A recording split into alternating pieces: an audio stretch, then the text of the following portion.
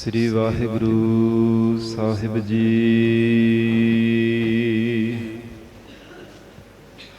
ਇੱਕ ਓੰਕਾਰ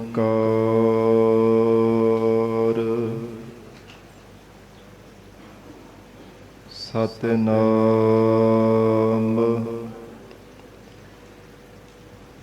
ਕਰਤਾ ਪੁਰਖ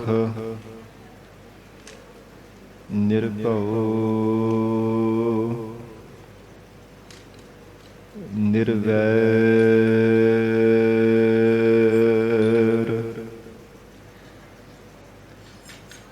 ਅਕਾਲ ਮੂਰਤ ਅਜੂਨੀ ਸੈਭੰ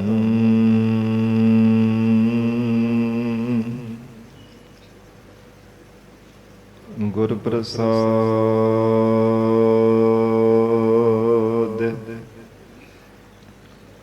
ਜਪ ਆਦਿ ਸਚ ਜੁਗਾਦਿ ਸਚ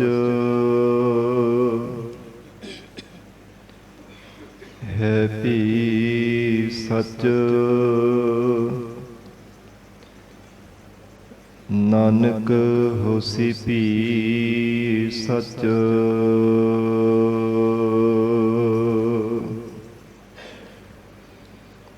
ਨਹਿ ਸਮਰਥੰ ਨਹਿ ਸੇਵਕੰ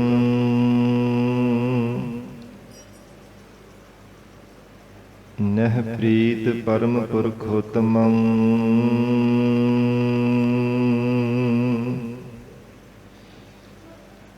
ਤਵ ਪ੍ਰਸਾਦ ਸਿਮਰਤੇ ਨਾਮੰ ਨਾਨਕ ਕਿਰਪਾਲ ਹਰਿ ਹਰਿ ਗੁਰੰ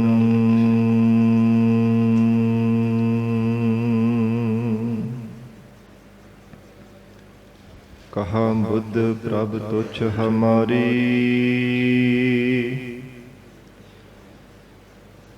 ਵਰਨ ਸਕੈ ਮਹਿਮਾ ਜੋ ਤਿਹਾਰੀ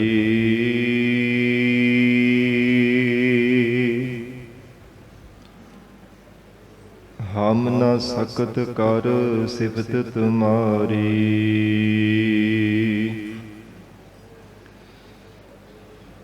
ਆਪ ਲੇਹੋ ਤੁਮ ਕਥਾ ਸੁਧਾਰੀ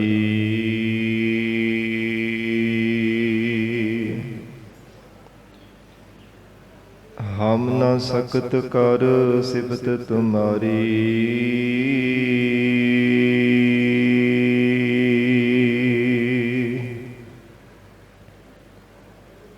ਆਪ ਲੇਹੋ ਤੁਮ ਕਥਾ ਸੁਧਾਰੀ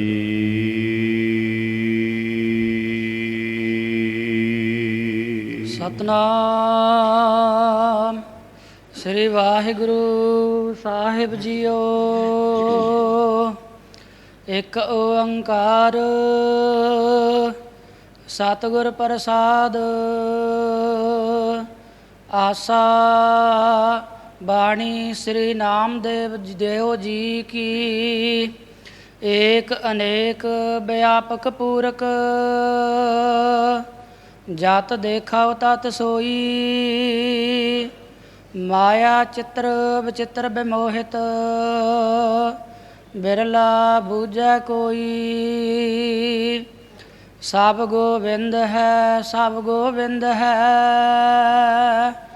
ਗੋਬਿੰਦ ਬਿਨ ਨਹੀਂ ਕੋਈ।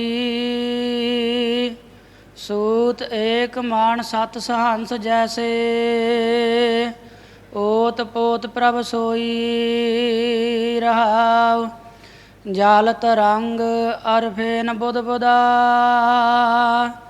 ਜਲ ਤੇ ਭਿੰਨ ਨਾ ਹੋਈ। ਇਹੋ ਪਰਪੰਚ ਪਾਰ ਬ੍ਰਹਮ ਕੀ ਲੀਲਾ ਵਿਚਰਤ ਆਨ ਨਾ ਹੋਈ। ਮਿਥਿਆ ਭਰਮ ਔਰ ਸੁਪਨ ਮਨੋਰਥ ਸਤ ਪਦਾਰਥ ਜਾਣਿਆ। ਸੋ ਕ੍ਰਿਤ ਮਨਸਾ ਗੁਰ ਉਪਦੇਸੀ ਜਾਗਤ ਹੀ ਮਨ ਮਾਨਿਆ। ਕਹਿਤ ਨਾਮ ਦਿਓ ਹਰ ਕੀ ਰਚਨਾ, ਦੇਖੋ ਹਿਰਦੈ ਵਿਚਾਰੀ। ਘਟ ਘਟ ਅੰਤਰ ਸਰਬ ਨਿਰੰਤਰ, ਕੇਵਲ ਏਕ ਮੁਰਾਰੀ।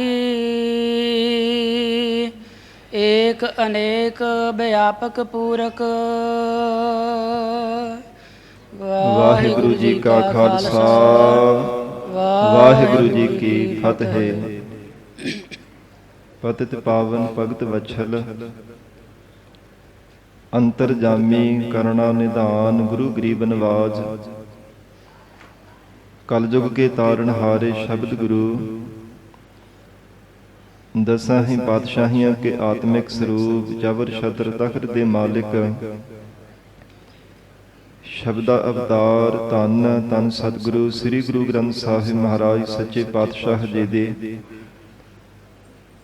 ਪਾਵਨ ਪਵਿੱਤਰ ਹਜ਼ੂਰੀ ਅੰਦਰ ਜੁੜ ਬੈਠੇ ਗੁਰੂ ਖਾਲਸਾ ਸਾਧ ਸੰਗਤ ਜੀਓ। ਸਤਿਗੁਰੂ ਜੀ ਦੀ ਮਹਾਨ ਬਖਸ਼ਿਸ਼ ਦਾ ਸਦਕਾ ਗੁਰੂ ਚਰਨਾਂ ਵਿੱਚ ਬੈਠਣ ਦਾ ਸੁਭਾਗ ਪ੍ਰਾਪਤ ਹੋ ਰਿਹਾ ਹੈ। ਦੂਰੋਂ ਦੂਰੋਂ ਦੇਸ਼ਾਂ ਵਿਦੇਸ਼ਾਂ ਵਿੱਚੋਂ ਚੱਲ ਕਰਕੇ ਆਈਆਂ ਸਿੱਖ ਸੰਗਤਾਂ ਹਜੂਰ ਸਾਹਿਬ ਦੀ ਪਾਵਨ ਧਰਤੀ ਤੇ ਗੁਰੂ ਧਾਮਾਂ ਦੇ ਸਤਿਗੁਰੂ ਜੀ ਦੇ ਪਵਿੱਤਰ ਅਸਥਾਨਾਂ ਦੇ ਦਰਸ਼ਨ ਦੀਦਾਰੇ ਕਰਨ ਵਾਸਤੇ ਹਜੂਰ ਸਾਹਿਬ ਦੀ ਪਾਵਨ ਧਰਤੀ ਤੇ ਪਹੁੰਚ ਕੇ ਜਿੱਥੇ ਮਹਾਰਾਜ ਸੱਚੇ ਪਾਤਸ਼ਾਹ ਜੀ ਦੇ ਪਾਵਨ ਅਸਥਾਨਾਂ ਦੇ ਦਰਸ਼ਨ ਦੀਦਾਰੇ ਕਰਕੇ ਲਾਹੇ ਪ੍ਰਾਪਤ ਕਰ ਰਹੇ ਹੋ, ਉਥੇ ਨਾਲ ਨਾਲ ਗੁਰੂ ਚਰਨਾਂ ਵਿੱਚ ਗੁਰੂ ਕੀ ਸਤ ਸੰਗਤ ਵਿੱਚ ਬੈਠ ਕੇ ਗਰੀਬ ਨਵਾਜ ਸਤਿਗੁਰੂ ਜੀ ਦਾ ਪਾਵਨ ਉਪਦੇਸ਼ ਸਰਵਣ ਕਰਕੇ ਲਾਹੇ ਪ੍ਰਾਪਤ ਕਰ ਰਹੇ ਹੋ। ਕਿਉਂਕਿ ਬਿਨਾਂ ਭਾਗਾਂ ਤੋਂ ਮਹਾਰਾਜ ਸੱਚੇ ਪਾਤਸ਼ਾਹੀ ਦੇ ਚਰਨਾਂ ਵਿੱਚ ਬੈਠਣ ਦਾ ਸੁਭਾਗ ਨਹੀਂ ਕਦੇ ਪ੍ਰਾਪਤ ਹੋ ਸਕਦਾ। ਕਈ ਵਾਰ ਸਾਧ ਸੰਗਤ ਜੀ ਭਾਵੇਂ ਤੀਰਥ ਯਾਤਰਾ ਵਾਸਤੇ ਹੀ ਅਸੀਂ ਆਉਂਦੇ ਹਾਂ, ਭਾਵੇਂ ਹਜੂਰ ਸਾਹਿਬ ਆਏ ਹਾਂ ਜਾਂ ਹੋਰ ਕਿਸੇ ਤੀਰਥ ਯਾਤਰਾ ਤੇ, ਹੋਰ ਸਾਧ ਸੰਗਤ ਜੀ ਇਤਿਹਾਸਕ ਅਸਥਾਨਾਂ ਤੇ ਦਰਸ਼ਨਾਂ ਵਾਸਤੇ ਜਾਂਦੇ ਹਾਂ। ਕਿਹਾ ਤੇ ਇਹੋ ਜਾਂਦਾ ਕਿ ਅਸੀਂ ਤੀਰਥ ਯਾਤਰਾ ਤੇ ਚੱਲੇ ਹਾਂ, ਪਰ ਬਿਨਾਂ ਭਾਗਾਂ ਤੋਂ ਕੇਵਲ ਗਲੀਆਂ ਬਾਜ਼ਾਰਾਂ ਦੇ ਵਿੱਚ ਹੀ ਫਿਰ ਕਰਕੇ ਮਹਾਰਾਜ ਸੱਚੇ ਪਾਤਸ਼ਾਹ ਦੇ ਦਰਸ਼ਨਾਂ ਤੋਂ ਗੁਰੂ ਕੀ ਸੰਗਤ ਕਰਨੇ ਤੋਂ ਵਾਂਝੇ ਰਹਿ ਜਾਂਦੇ ਹਾਂ। ਆਮ ਹੀ ਸਾਧ ਸੰਗਤ ਜੀ ਦੇਖਣ ਨੂੰ ਮਿਲਦਾ ਹੈ, ਸਾਡੇ ਵਿੱਚੋਂ ਕਈਆਂ ਨੂੰ ਇਹ ਵੀ ਨਹੀਂ ਪਤਾ ਹੁੰਦਾ ਕਿ ਦਰਬਾਰ ਸਾਹਿਬ ਕਿੱਥੇ ਹੈ, ਜਿੱਥੇ ਜਾ ਕੇ ਸਤਿਗੁਰੂ ਜੀ ਦੇ ਚਰਨਾਂ ਤੇ ਨਤਮਸਤਕ ਹੋਈਏ, ਮਹਾਰਾਜ ਸਾਹਿਬ ਜੀ ਦੇ ਚਰਨਾਂ ਤੇ ਨਮਸਕਾਰ ਕਰੀਏ, ਸਤਿਗੁਰੂ ਜੀ ਦੀਆਂ ਖੁਸ਼ੀਆਂ ਪ੍ਰਾਪਤ ਕਰੀਏ। ਕਈ ਵਾਰ ਕੁਝ ਪ੍ਰੇਮੀ ਮਿਲਦੇ ਆ ਕਿ ਇਹ ਨਹੀਂ ਪਤਾ ਹੁੰਦਾ ਕਿ ਦਰਬਾਰ ਸਾਹਿਬ ਕਿੱਥੇ ਹੈ, ਜਿਹੜਾ ਮੇਨ ਦਰਬਾਰ ਹੈ। ਕੇਵਲ ਗਲੀਆਂ ਬਾਜ਼ਾਰਾਂ ਦੇ ਵਿੱਚੋਂ ਹੀ ਦੁਕਾਨਾਂ ਤੇ ਸੌਦਾ ਖਰੀਦ ਕੇ ਅਸੀਂ ਘਰਾਂ ਨੂੰ ਵਾਪਸ ਚਲੇ ਜਾਂਦੇ ਆ। ਇਹ ਸਾਧ ਸੰਗਤ ਜੀ ਬਿਨਾਂ ਭਾਗਾਂ ਤੋਂ ਮਹਾਰਾਜ ਸਾਹਿਬ ਜੀ ਦੇ ਚਰਨਾਂ ਵਿੱਚ ਬੈਠਣ ਦਾ ਕਦੇ ਸੁਭਾਗ ਨਹੀਂ ਪ੍ਰਾਪਤ ਹੁੰਦਾ। ਇੰਨੀ ਦੂਰੋਂ ਚੱਲ ਕੇ ਆ ਕੇ ਵੀ ਮਹਾਰਾਜ ਸੱਚੇ ਪਾਤਸ਼ਾਹ ਸਤਿਗੁਰੂ ਜੀ ਦੇ ਦਰਸ਼ਨਾਂ ਤੋਂ ਵਾਂਝੇ ਰਹਿ ਜਾਣਾ, ਇਹ ਮਾੜੇ ਭਾਗਾਂ ਦੀ ਨਿਸ਼ਾਨੀ ਹੈ। ਗਰੀਬ ਨਵਾਜ ਸਤਿਗੁਰੂ ਜੀ ਨੇ ਮਹਾਨ ਬਖਸ਼ਿਸ਼ ਕੀਤੀ ਹੈ, ਆਪਣੇ ਚਰਨਾਂ ਵਿੱਚ ਸਾਨੂੰ ਸੁਭਾਗ ਬਖਸ਼ਿਸ਼ ਕੀਤਾ। ਸਾਧ ਸੰਗਤ ਜੀ ਪਿਆਰ ਦੇ ਨਾਲ ਮਹਾਰਾਜ ਸਾਹਿਬ ਜੀ ਦੇ ਚਰਨਾਂ ਵਿੱਚ ਬੈਠ ਕੇ ਸਤਿਗੁਰੂ ਜੀ ਦੀ ਅੰਮ੍ਰਿਤਮਈ ਲੜੀਵਾਰ ਗੁਰਬਾਣੀ ਦੀ ਕਥਾ ਨਾਲ ਜੁੜ ਕੇ ਲਾਹੇ ਪ੍ਰਾਪਤ ਕਰੀਏ। ਬੇਨਤੀ ਹੈ ਸੰਗਤ ਦੇ ਚਰਨਾਂ ਵਿੱਚ ਜਿੰਨਾ ਵੀ ਸਮਾਂ ਗੁਰੂ ਚਰਨਾਂ ਵਿੱਚ ਬੈਠਣਾ ਹੈ, ਚੁੱਪ ਦਾ ਦਾਨ ਬਖਸ਼ਿਸ਼ ਕਰਨਾ, ਗੱਲਾਂ ਬਾਤਾਂ ਨੂੰ ਸੰਕੋਚ ਕਰਕੇ। ਤੇ ਬੇਨਤੀ ਹੈ ਸਾਧ ਸੰਗਤ ਜੀ ਫੋਨ ਆਪਣੇ ਬੰਦ ਕਰ ਲਿਆ ਕਰੋ, ਕਿਉਂਕਿ ਜਦੋਂ ਕਥਾ ਚੱਲ ਰਹੀ ਹੁੰਦੀ ਹੈ ਵਿੱਚ ਫੋਨ ਵੱਜਣ ਲੱਗ ਪੈਂਦਾ, ਤੇ ਜੋ ਸੰਗਤ ਪਿਆਰ ਇਕਾਗਰਤਾ ਨਾਲ ਬੈਠ ਕੇ ਸਰਵਣ ਕਰ ਰਹੀ ਹੁੰਦੀ, ਉਹਨਾਂ ਦੀ ਵੀ ਇਕਾਗਰਤਾ ਭੰਗ ਹੁੰਦੀ ਹੈ। ਇਸ ਲਈ ਸੰਗਤ ਜੀ ਬੇਨਤੀ ਆਪ ਦੇ ਚਰਨਾਂ ਵਿੱਚ ਪ੍ਰਵਾਨ ਕਰਨੀ। ਤੋ ਅੱਜ ਸਾਧ ਸੰਗਤ ਜੀ ਪਰਮ ਪੂਜੇ ਮਾਤਾ ਸਾਹਿਬ ਕੌਰ ਜੀ ਦਾ ਅੱਜ ਪਾਵਨ ਜਨਮ ਦਿਹਾੜਾ ਹੈ। ਸੰਖੇਪ ਰੂਪ ਦੇ ਵਿੱਚ ਵਿਚਾਰ ਕਰਕੇ ਫਿਰ ਗੁਰੂ ਸ਼ਬਦ ਦੇ ਵਿਚਾਰ ਦੇ ਨਾਲ ਜੁੜਨਾ ਹੈ। ਸਰਬੱਤ ਸੰਗਤਾਂ ਨੂੰ ਬੇਅੰਤ ਵਧਾਈਆਂ ਹੋਵਣ। ਸਾਧ ਸੰਗਤ ਜੀ, ਮਾਤਾ ਜੀ ਦਾ ਜੋ ਜਨਮ ਹੈ, ਜਨਮ ਅਸਥਾਨ ਪਾਕਿਸਤਾਨ ਦੇ ਵਿੱਚ ਹੈ। ਜਿਹਲਮ ਜ਼ਿਲ੍ਹਾ ਰਸਤਾਗ ਸਾਧ ਸੰਗਤ ਜੀ ਨਗਰ ਹੈ। ਔਰ ਪਿਤਾ ਬਾਬਾ ਰਾਮੂ ਜੀ, ਮਾਤਾ ਜਸਦੇਵੀ ਜੀ ਦੇ ਘਰ ਦੇ ਵਿੱਚ 18 ਕੱਤਕ ਸੰਮਤ 1738 ਬਿਕਰਮੀ ਨੂੰ ਮਾਤਾ ਜੀ ਦਾ ਆਗਮਨ ਹੋਇਆ। ਇਤਿਹਾਸਕਾਰਾਂ ਨੇ ਜ਼ਿਕਰ ਕੀਤਾ ਹੈ ਮਾਤਾ ਜੀ ਦੇ ਜੀਵਨ ਦੇ ਸੰਬੰਧ ਵਿੱਚ ਕਿ ਛੋਟੀ ਹੀ ਆਰਬਲਾ ਦੇ ਵਿੱਚ ਅਕਾਲ ਪੁਰਖ ਪ੍ਰਮਾਤਮਾ ਦੇ ਸਿਮਰਨ ਦੇ ਵਿੱਚ ਲੀਨ ਹੋ ਕਰਕੇ ਰਹਿੰਦੇ ਆ। ਜਿਵੇਂ ਆਮ ਬੱਚਿਆਂ ਦਾ ਸੁਭਾਅ ਹੁੰਦਾ ਕਿ ਦੁਨਿਆਵੀ ਖੇਡਾਂ ਖੇਡਦੇ ਰਹਿਣਾ, ਪਰ ਮਾਤਾ ਜੀ ਦਾ ਐਸਾ ਸੁਭਾਅ ਨਹੀਂ ਸੀ। ਜਨਮ ਤੋਂ ਹੀ ਪ੍ਰਮਾਤਮਾ ਦੀ ਭਗਤੀ ਵਾਲੇ ਹੋ ਕਰਕੇ ਰਹੇ ਆ। ਜਨਮ ਸਮੇਂ ਤੋਂ ਹੀ ਛੋਟੀ ਜੀ ਆਰਬਲਾ ਵਿੱਚ ਚੌਂਕੜਾ ਲਗਾ ਕੇ ਬੈਠ ਜਾਣਾ ਤੇ ਪ੍ਰਮਾਤਮਾ ਦਾ ਸਿਮਰਨ ਕਰਦੇ ਰਹਿਣਾ। ਕਈ ਵਾਰ ਨੇਤਰ ਬੰਦ ਕਰ ਲੈਣੇ, ਜਿਵੇਂ ਕੋਈ ਕਥਾ ਸੁਣਾ ਰਿਹਾ ਹੁੰਦਾ ਨਾ, ਬੜੇ ਸੂਝਤਾ ਦੇ ਨਾਲ ਇਹ ਛੋਟੀ ਜੀ ਆਰਬਲਾ ਦੇ ਵਿੱਚ ਚੌਂਕੜਾ ਲਗਾ ਕੇ ਬੈਠ ਜਾਣਾ ਤੇ ਮਾਤਾ ਪਿਤਾ ਨੂੰ ਆਪਣੇ ਪੂਰਬਲੇ ਜਨਮ ਦੀ ਕਥਾ ਸੁਣਾਉਣੀ ਕਿ ਸਾਨੂੰ ਅਕਾਲ ਪੁਰਖ ਵਾਹਿਗੁਰੂ ਪਰਮੇਸ਼ਰ ਸਰੂਪ ਧੰਨ ਗੁਰੂ ਗੋਬਿੰਦ ਸਿੰਘ ਸਾਹਿਬ ਮਹਾਰਾਜ ਸਾਹਿਬ ਜੀ ਨੇ ਹੁਣ ਕਲਯੁਗ ਦੇ ਸਮੇਂ ਅੰਦਰ ਵਰਨਾ ਹੈ। ਜੋ ਪਹਿਲਾਂ ਦੁਰਗਾ ਦੇਵੀ ਦੀ ਸਾਧ ਸੰਗਤ ਜੀ ਕਥਾ ਹੁੰਦੀ ਹੈ ਨਾ, ਜੋ ਸ਼ਕਤੀ ਦਾ ਮਹਾਰਾਜ ਧੰਨ ਗੁਰੂ ਗੋਬਿੰਦ ਸਿੰਘ ਸਾਹਿਬ ਸੱਚੇ ਪਾਤਸ਼ਾਹ ਜੀ ਨੇ ਸ੍ਰੀ ਦਸਮ ਗ੍ਰੰਥ ਸਾਹਿਬ ਬਾਣੀ ਅੰਦਰ ਜ਼ਿਕਰ ਕੀਤਾ। ਹਜੂਰ ਨੇ ਸ਼ਕਤੀ ਦੀ ਸਾਧ ਸੰਗਤ ਜੀ ਕਥਨ ਕੀਤਾ ਹੈ, ਜੋ ਭਗਉਤੀ ਕੀ ਵਾਰ, ਜਿਹਨੂੰ ਚੰਡੀ ਦੀ ਵਾਰ ਪਾਵਨ ਬਾਣੀ ਕਿਹਾ ਜਾਂਦਾ। ਉਸ ਅੰਦਰ ਮਹਾਰਾਜ ਸੱਚੇ ਪਾਤਸ਼ਾਹ ਨੇ ਸ਼ਕਤੀ ਦਾ ਜ਼ਿਕਰ ਕੀਤਾ ਹੈ ਕਿ ਪ੍ਰਮਾਤਮਾ ਦੀ ਪੈਦਾ ਕੀਤੀ ਹੋਈ ਜੋ ਸ਼ਕਤੀ ਹੈ, ਜਦੋਂ ਵੀ ਕੋਈ ਔਕੜ ਦਾ ਸਮਾਂ ਬਣਦਾ ਹੈ, ਪਰਮੇਸ਼ਰ ਦੇ ਚਰਨਾਂ ਵਿੱਚ ਪੁਕਾਰ ਕਰਦਾ, ਫਿਰ ਕੋਈ ਨਾ ਕੋਈ ਸ਼ਕਤੀ ਸੰਸਾਰ ਦੇ ਅੰਦਰ ਪ੍ਰਗਟ ਕਰ ਦਿੰਦਾ ਹੈ।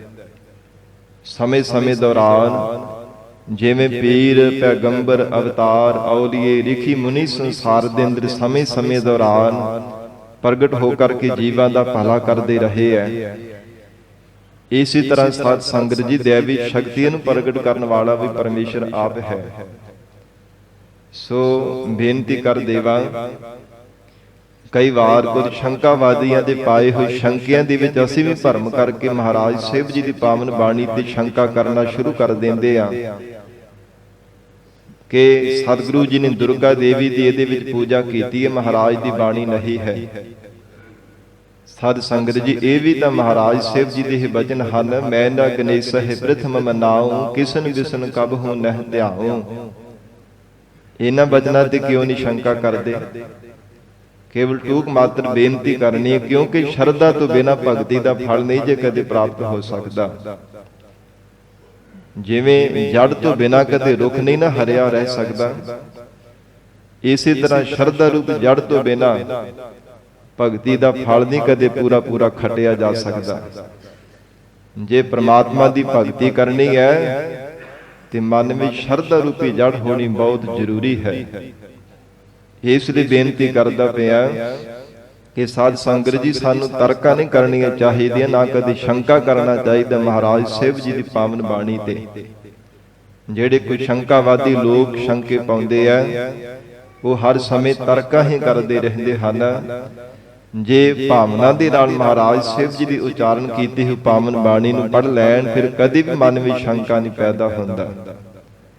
ਅਸਲ ਦੇ ਵਿੱਚ ਸ਼ੰਕੇ ਉਹੋ ਹੀ ਕਰਦੇ ਜਿਨ੍ਹਾਂ ਨੇ ਬਾਣੀ ਨੂੰ ਪੜ੍ਹਿਆ ਹੀ ਨਹੀਂ ਹੈ, ਜਿਨ੍ਹਾਂ ਨੇ ਇਸ ਨੂੰ ਵਿਚਾਰਿਆ ਹੀ ਨਹੀਂ ਹੈ। ਆਪੋ ਆਪਣਾ ਦੇਖਣ ਦਾ ਨਜ਼ਰੀਆ ਹੁੰਦਾ ਹੈ। ਜਿੱਦਾਂ ਦੀ ਮਨੁੱਖ ਦੀ ਦ੍ਰਿਸ਼ਟੀ ਹੁੰਦੀ ਹੈ ਨਾ, ਉਸੇ ਤਰ੍ਹਾਂ ਦੀ ਸ੍ਰਿਸ਼ਟੀ ਦਿਖਦੀ ਹੈ।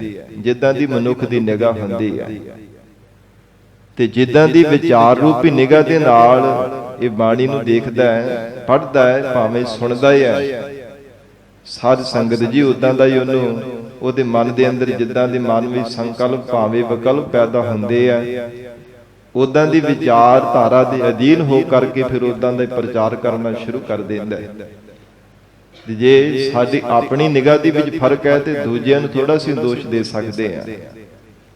ਨਿਗਾਹ ਸਾਡੀ ਵਿੱਚ ਫਰਕ ਹੋਵੇ, ਦੋਸ਼ ਦੂਜਿਆਂ ਨੂੰ ਦੇਈ ਜਾਣਾ, ਸਹੀ ਸਾਨੂੰ ਨਾ ਨਜ਼ਰ ਆਉਂਦਾ ਹੋਵੇ ਤੇ ਦੋਸ਼ ਹੋਰ ਕਿਸੇ ਤੇ ਮੜੀ ਜਾਣਾ, ਇਹ ਕੋਈ ਨਿਆਮ ਵਾਲੀ ਗੱਲ ਥੋੜਾ। ਇਸ ਲਈ ਕਦੇ ਵੀ ਸਾਨੂੰ ਸ਼ੰਕਾ ਨਹੀਂ ਕਰਨਾ ਚਾਹੀਦਾ ਹੈ। ਜੇ ਮਹਾਰਾਜ ਸੱਚੇ ਪਾਤਸ਼ਾਹ ਦੀ ਚਰਿਤ੍ਰ ਪਖਿਆਨ ਪਾਵਨ ਬਾਣੀ ਤੇ ਸ਼ੰਕੇ ਕਰਦੇ ਆ ਤੇ ਸਾਧ ਸੰਗਤ ਜੀ, ਇਹ ਬੜੀ ਵੱਡੀ ਸਾਡੀ ਇੱਕ ਘਾਟ ਹੈ, ਸਾਡੇ ਅੰਦਰ ਘਾਟ ਹੈ। ਇਹ ਕੋਈ ਯੋਗ ਗੱਲ ਨਹੀਂ ਹੈ। ਸਤਿਗੁਰੂ ਜੀ ਨੇ ਗਹੁ ਦੇ ਨਾਲ ਵਿਚਾਰ ਕਰਕੇ ਦੇਖਣਾ, ਹਰ ਸ਼ਬਦ ਦੇ ਅੰਦਰ, ਹਰ ਚਰਿਤ੍ਰ ਪਖਿਆਨ ਬਾਣੀ ਦੇ ਅੰਦਰ, ਸਭ ਦੇ ਅੰਦਰ ਮਹਾਰਾਜ ਸਾਹਿਬ ਜੀ ਨੇ ਬੜਾ ਵੱਡਾ ਗਿਆਨ ਰੱਖਿਆ। ਸੁਚੇਤ ਕੀਤਾ ਆਪਣੇ ਖਾਲਸੇ ਨੂੰ ਕਿ ਸੁਚੇਤ ਹੋ ਕਰਕੇ ਰਹਿਣਾ। ਜਿਹੜੇ ਪਹਿਲੇ ਰਾਜੇ ਮਹਾਰਾਜੇ ਚੱਕਰਵਰਤੀ ਬਾਦਸ਼ਾਹ ਜਿਹੜੀਆਂ ਗਲਤੀਆਂ ਕਰਕੇ ਜਿਹੜੇ ਨੇਜ਼ ਤੋਂ ਨਾਬੂਦ ਹੁੰਦੇ ਗਏ ਸਨ, ਵੱਡੇ ਵੱਡੇ ਰਾਜ ਭਾਗ ਉਹਨਾਂ ਦੇ ਸਾਧ ਸੰਗਤ ਜੀ ਮਿੱਟੀ ਵਿੱਚ ਮਿਲ ਗਏ ਸਨ। ਉਹ ਪੱਖ ਲੈ ਕੇ ਮਹਾਰਾਜ ਸਾਹਿਬ ਜੀ ਨੇ ਆਪਣੇ ਖਾਲਸੇ ਨੂੰ ਸੁਚੇਤ ਕੀਤਾ ਹੈ ਕਿ ਇੱਕ ਪਿਤਾ ਸਾਧ ਸੰਗਤ ਜੀ ਆਪਣੇ ਧੀ ਜਾਂ ਪੁੱਤਰ ਨੂੰ ਸਮਝਾ ਨਹੀਂ ਸਕਦਾ। ਖਾਲਸਾ ਪੁੱਤਰ ਹੈ ਨਾ ਗੁਰੂ ਕਲਗੀਧਰ ਪਿਤਾ ਧੰਨ ਗੁਰੂ ਗੋਬਿੰਦ ਸਿੰਘ ਸਾਹਿਬ ਮਹਾਰਾਜ ਜੀ ਦਾ। ਸਤਿਗੁਰੂ ਜੀ ਨੂੰ ਅਸੀਂ ਆਪਣਾ ਪਿਤਾ ਮੰਨਦੇ ਆ ਨਾ, ਕਿ ਪਿਤਾ ਸਾਡੇ ਸਰਬੰਸ ਦਾਨੀ, ਪੁੱਤਰਾਂ ਦੇ ਦਾਨੀ ਧੰਨ ਗੁਰੂ ਗੋਬਿੰਦ ਸਿੰਘ ਸਾਹਿਬ ਮਹਾਰਾਜ ਜੀ ਹਨ। ਕਿ ਪਿਤਾ ਆਪਣੇ ਪੁੱਤਰ ਨੂੰ ਸੁਚੇਤ ਕਰਨ ਵਾਸਤੇ ਸਮਝਾ ਨਹੀਂ ਸਕਦਾ। ਸਾਧ ਸੰਗਤ ਜੀ, ਕਦੇ ਸਾਨੂੰ ਸ਼ੰਕਾ ਨਹੀਂ ਕਰਨਾ ਚਾਹੀਦਾ। ਸਾਨੂੰ ਸਮਝਾਉਣ ਲਈ, ਸੁਚੇਤ ਕਰਨ ਵਾਸਤੇ ਹੀ ਮਹਾਰਾਜ ਸਾਹਿਬ ਜੀ ਨੇ ਉਪਦੇਸ਼ ਬਖਸ਼ਿਸ਼ ਕੀਤਾ ਹੈ। ਇਸ ਲਈ ਕਦੇ ਵੀ ਸਾਨੂੰ ਸ਼ੰਕਾ ਨਹੀਂ ਕਰਨਾ ਚਾਹੀਦਾ। ਰਹੋ ਵਿਚਾਰ ਜੋ ਗਰੀਬ ਨਵਾਜ ਮਹਾਰਾਜ ਧੰਨ ਸਤਿਗੁਰੂ ਗੋਬਿੰਦ ਸਿੰਘ ਸਾਹਿਬ ਸੱਚੇ ਪਾਤਸ਼ਾਹ ਮਹਾਰਾਜ ਜੀ ਨੇ ਜੋ ਸਾਧ ਸੰਗਤ ਜੀ ਜੰਗਾਂ ਦਾ, ਯੁੱਧਾਂ ਦਾ ਵਰਣਨ ਕੀਤਾ ਹੈ, ਫਿਰ ਪਰਮੇਸ਼ਰ ਦੀ ਪੈਦਾ ਕੀਤੀ ਹੋਈ ਸ਼ਕਤੀ ਦਾ ਮਹਾਰਾਜ ਸਾਹਿਬ ਜੀ ਨੇ ਸ੍ਰੀ ਦਸਮ ਗ੍ਰੰਥ ਸਾਹਿਬ ਜੀ ਦੀ ਪਾਵਨ ਬਾਣੀ ਅੰਦਰ ਜ਼ਿਕਰ ਕੀਤਾ ਹੈ। ਉਹ ਗਰੀਬ ਨਵਾਜ ਸਤਿਗੁਰੂ ਜੀ ਦੀ ਬਾਣੀ ਤੇ ਕਦੇ ਸ਼ੰਕਾ ਨਹੀਂ ਕਰਨਾ ਚਾਹੀਦਾ। ਤੋ ਵਿਚਾਰ ਕਰ ਰਹੇ ਸਾਂ, ਮਾਤਾ ਜੀ ਛੋਟੀ ਜੀ ਆਰਬਲਾ ਦੇ ਵਿੱਚ ਜੋ ਪ੍ਰਾਤਨ ਜਿਹੜਾ ਪੂਰਬਲਾ ਇਤਿਹਾਸ ਸੀਗਾ, ਉਹ ਆਪਣੇ ਮਾਤਾ ਪਿਤਾ ਨੂੰ ਸੁਣਾਉਂਦੇ ਨੇ ਅਡੋਲ ਚੌਂਕੜਾ ਲਗਾ ਕੇ।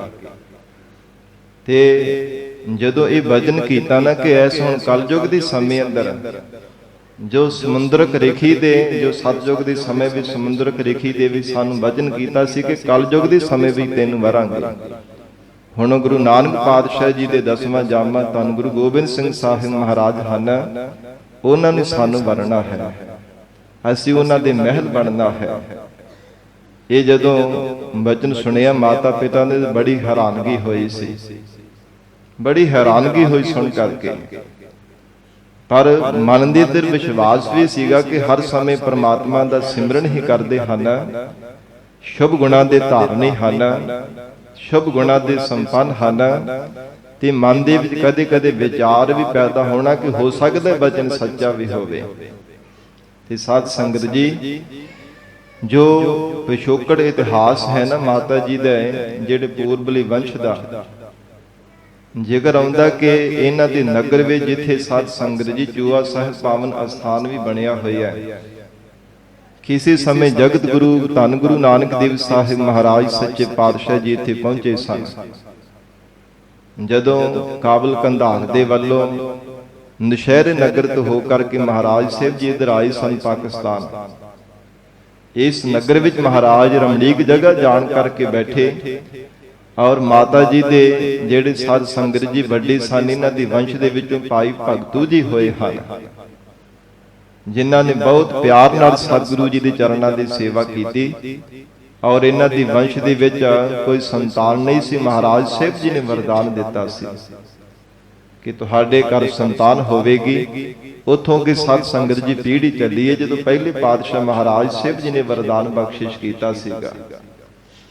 ਔਰ ਸਤਿਗੁਰੂ ਧੰਨ ਗੁਰੂ ਨਾਨਕ ਦੇਵ ਸਾਹਿਬ ਮਹਾਰਾਜ ਜੀ ਦੇ ਵਚਨਾਂ ਨਾਲ ਇਹਨਾਂ ਦੇ ਪਰਿਵਾਰ ਜਿਹੜੇ ਕੋਈ ਦਾਦੇ ਪੜਦਾਦੇ ਸਨ, ਸਾਧ ਸੰਗਤ ਜੀ ਸਭ ਨੇ ਬੜੇ ਪਿਆਰ ਦੇ ਨਾਲ ਉਸ ਅਸਥਾਨ ਦੀ ਸੇਵਾ ਨੂੰ ਨਿਭਾਇਆ, ਜਿਹੜਾ ਚੋਲਾ ਸਾਹਿਬ ਵੀ ਪਾਵਨ ਨਾਮ ਦੇ ਨਾਲ ਅਸਥਾਨ ਜਾਣਿਆ ਜਾਂਦਾ ਹੈ। ਜਿੱਥੇ ਗਰੀਬ ਨਵਾਜ ਮਹਾਰਾਜ ਸਾਹਿਬ ਜੀ ਨੇ ਭਾਈ ਭਗਤੂ ਜੀ ਦੀ ਬੇਨਤੀ ਕਰਨ ਤੇ ਜਲ ਦਾ ਸੋਮਾ ਪ੍ਰਗਟ ਕੀਤਾ ਸੀ। ਉੱਥੇ ਇੱਕ ਢਿੱਗ ਪਈ ਹੋਈ ਸੀ, ਕਹਿੰਦੇ ਇਹਨੂੰ ਉਠਾਓ, ਇੱਥੋਂ ਜਲ ਪ੍ਰਗਟ ਹੋਵੇਗਾ, ਕਿਉਂਕਿ ਪਾਣੀ ਸਾਰਾ ਉੱਥੇ ਖਾਰਾ ਸੀ ਤੇ ਪਾਣੀ ਪੀਣ ਦੇ ਵਿੱਚ ਬੜੀ ਪਰੇਸ਼ਾਨੀ ਹੁੰਦੀ ਸੀ। ਹਜੂਰ ਦੇ ਬਚਨ ਕਰਨੇ ਤੇ ਸਾਧ ਸੰਗਤ ਜੀ ਉੱਥੋਂ ਸੋਮਾ ਪ੍ਰਗਟ ਹੋਇਆ ਸੀ। ਸੋ ਇਸ ਪ੍ਰਕਾਰ ਇਹ ਸਾਧ ਸੰਗਤ ਜੀ ਪੁਰਾਤਨ ਕਥਾ ਸੀ। ਪਹਿਲਾਂ ਦੇ ਸਮੇਂ ਜਦੋਂ ਗੁਰੂ ਨਾਨਕ ਦੇਵ ਸਾਹਿਬ ਮਹਾਰਾਜ ਸੱਚੇ ਪਾਤਸ਼ਾਹ ਜੀ ਉਸ ਨਗਰ ਦੇ ਵਿੱਚ ਪਹੁੰਚੇ ਸਨ ਤੇ ਸਾਧ ਸੰਗਤ ਜੀ ਇਤਿਹਾਸਕਾਰਾਂ ਨੇ ਜ਼ਿਕਰ ਕੀਤਾ ਕਿ ਜਦੋਂ ਲਗਭਗ 16 ਤੋਂ 17 ਸਾਲ ਦੀ ਆਰੰਭਲਾ ਹੋਈ ਹੈ ਮਾਤਾ ਜੀ ਦੀ, ਕੋਈ ਵੀ ਛੋਟਿਆਂ ਤੋਂ ਲੈ ਕਰਕੇ ਵੱਡਿਆਂ ਤੱਕ ਕਦੇ ਵੀ ਕਿਸੇ ਨੇ ਮਾਤਾ ਜੀ ਦਾ ਨਾਮ ਨਹੀਂ ਸੀਗਾ ਲਿਆ, ਕਦੇ ਵੀ ਕੋਈ ਨਾਮ ਲੈ ਕਰਕੇ ਨਹੀਂ ਸੀਗਾ ਪੁਕਾਰਦਾ। ਹਰ ਕੋਈ ਮਾਤਾ ਜੀ ਕਹਿ ਕੇ ਤੇ ਨਾਮ ਵੀ ਸਾਧ ਸੰਗਤ ਜੀ ਮਾਤਾ ਪਿਤਾ ਨੇ ਮਾਤਾ ਸਾਹਿਬ ਦੇਵਾ ਰੱਖ ਦਿੱਤਾ। ਸਾਹਿਬ ਦੇਵਾ ਕਿ ਸਾਨੂੰ ਮਾਲਕ ਨੇ ਦਾਤ ਬਖਸ਼ੀ ਹੈ, ਘਰ ਦੇ ਵਿੱਚ ਸੰਤਾਨ ਨਹੀਂ ਸੀ, ਸਾਨੂੰ ਮਾਲਕ ਨੇ ਦਾਤ ਬਖਸ਼ੀ ਹੈ, ਇਸ ਕਰਕੇ ਨਾਮ ਵੀ ਸਾਹਿਬ ਦੇਵਾ ਰੱਖ ਦਿੱਤਾ ਕਿ ਪਰਮੇਸ਼ਰ ਨੇ ਸਾਨੂੰ ਇਹ ਦਾਤ ਬਖਸ਼ੀ ਹੈ। ਇਹ ਸਾਧ ਸੰਗਤ ਜੀ ਜਦੋਂ ਮਨ ਦੇ ਵਿੱਚ ਵਿਚਾਰ ਕੀਤੀ ਹੈ ਕਿ ਸਤਿਗੁਰੂ ਜੀ ਦੇ ਦਰਸ਼ਨਾਂ ਵਾਸਤੇ ਅਸੀਂ ਚੱਲੀਏ ਅਨੰਦਪੁਰ ਸਾਹਿਬ ਦੀ ਪਾਵਨ ਧਰਤੀ ਤੇ, ਉਸ ਸਮੇਂ ਚੋਜੀ ਪ੍ਰੀਤਮ ਧੰਨ ਗੁਰੂ ਗੋਬਿੰਦ ਸਿੰਘ ਸਾਹਿਬ ਜੀ ਮਹਾਰਾਜ ਜੋ ਅਨੇਕਾਂ ਹੀ ਚੋਜ ਕਰਦੇ ਹਨ ਅਨੰਦਪੁਰ ਸਾਹਿਬ ਦੀ ਪਾਵਨ ਧਰਤੀ ਤੇ, ਦੂਰੋਂ ਦੂਰੋਂ ਸਿੱਖ ਸੰਗਤਾਂ ਚੱਲ ਕੇ ਆਉਂਦੀਆਂ ਤੇ ਸਾਧ ਸੰਗਤ ਜੀ ਰੋਹਤਾਸ ਨਗਰ ਦੀ ਸੰਗਤ ਮਾਤਾ ਜੀ ਦੇ ਮਾਤਾ ਪਿਤਾ ਔਰ ਹੋਰ ਵੀ ਜਿਹੜੇ ਗੁਰਮੁਖੀ ਸਿੰਘ ਸਨ ਔਰ ਇਥੋਂ ਦੇ ਅਸਥਾਨ ਦੇ ਭਾਈ ਭਗਵਾਨ ਸਿੰਘ ਜੀ ਜਿਨ੍ਹਾਂ ਦਾ ਨਾਮ ਜ਼ਿਕਰ ਆਇਆ, ਜੋ ਬੜੇ ਪਿਆਰ ਦੇ ਨਾਲ ਗੁਰੂ ਘਰ ਦੀ ਸੇਵਾ ਕਰਦੇ, ਉਹਨਾਂ ਨੂੰ ਨਾਲ ਲੈ ਕੇ ਅਰਦਾਸ ਕਰਕੇ ਤੁਰੇ ਸਨ ਕਿ ਜੋ ਮਾਤਾ ਸਾਹਿਬ ਦੇਵਾ ਹੈ ਇਹਨਾਂ ਨੂੰ ਮਹਾਰਾਜ ਸੱਚੇ ਪਾਤਸ਼ਾਹ ਦੇ ਚਰਨਾਂ ਵਿੱਚ ਭੇਟ ਕਰਨਾ, ਮਹਾਰਾਜ ਇਹਨਾਂ ਨੂੰ ਆਪ ਜੀ ਅੰਗੀਕਾਰ ਕਰ ਲਓ। ਇਹ ਡੋਲਾ ਸਤਿਗੁਰੂ ਜੀ ਦੇ ਚਰਨਾਂ ਵਿੱਚ ਜਾ ਕੇ ਭੇਟ ਕਰਨਾ ਹੈ। ਅਨੰਦਪੁਰ ਸਾਹਿਬ ਦੀ ਧਰਤੀ ਤੇ ਪਹੁੰਚੇ ਨੇ। ਸ਼ਾਮ ਦੇ ਸਮੇਂ ਮਹਾਰਾਜ ਸਤਿਗੁਰੂ ਸੱਚੇ ਪਾਤਸ਼ਾਹ ਦੇ ਦਰਬਾਰ ਵਿੱਚ ਆਏ ਹੈ ਔਰ ਚਰਨਾਂ ਤੇ ਨਮਸਕਾਰ ਕੀਤੀ ਹੈ। ਸਾਧ ਸੰਗਤ ਜੀ ਜਦੋਂ ਸਵੇਰ ਦਾ ਸਮਾਂ ਹੋਇਆ, ਸ਼ਾਮ ਦੇ ਸਮੇਂ ਹੀ ਪਹਿਲਾਂ ਭਾਈ ਮਨੀ ਸਿੰਘ ਸਾਹਿਬ ਜੀ ਨੂੰ ਮਿਲ ਕਰਕੇ ਬੇਨਤੀ ਕਰਕੇ ਸਾਰੀ ਗੱਲ ਦੱਸ ਦਿੱਤੀ ਸੀ। ਸਵੇਰ ਦਾ ਦੀਵਾਨ ਸਜਿਆ ਤੇ ਮਾਤਾ ਸਾਹਿਬ ਦੇਵਾ ਜੀ ਨਾਲ ਮਾਤਾ ਪਿਤਾ ਔਰ ਜਿਹੜੇ ਕੋਈ ਸੰਗਤ ਨਾਲ ਚੱਲ ਕੇ ਆਏ ਸਨ, ਬਹੁ ਗਿਣਤੀ ਵਿੱਚ ਆ ਕੇ ਸਤਿਗੁਰੂ ਜੀ ਦੇ ਚਰਨਾਂ ਤੇ ਬੜੇ ਪਿਆਰ ਦੇ ਨਾਲ ਨਮਸਕਾਰ ਕੀਤੀ ਹੈ। ਹਜੂਰ ਨੇ ਸਭ ਨੂੰ ਸੁਖ ਸ਼ਾਂਤੀ ਪੁੱਛੀ ਹੈ। ਫਿਰ ਬੇਨਤੀ ਕਰਨ ਲੱਗੇ ਨੇ, ਮਹਾਰਾਜ ਹੇ ਗਰੀਬ ਨਵਾਜ, ਆਪ ਦੀ ਸਭ ਦੀਆਂ ਮਨ ਦੀਆਂ ਭਾਵਨਾਵਾਂ ਪੂਰੀਆਂ ਕਰਦੇ ਹੋ।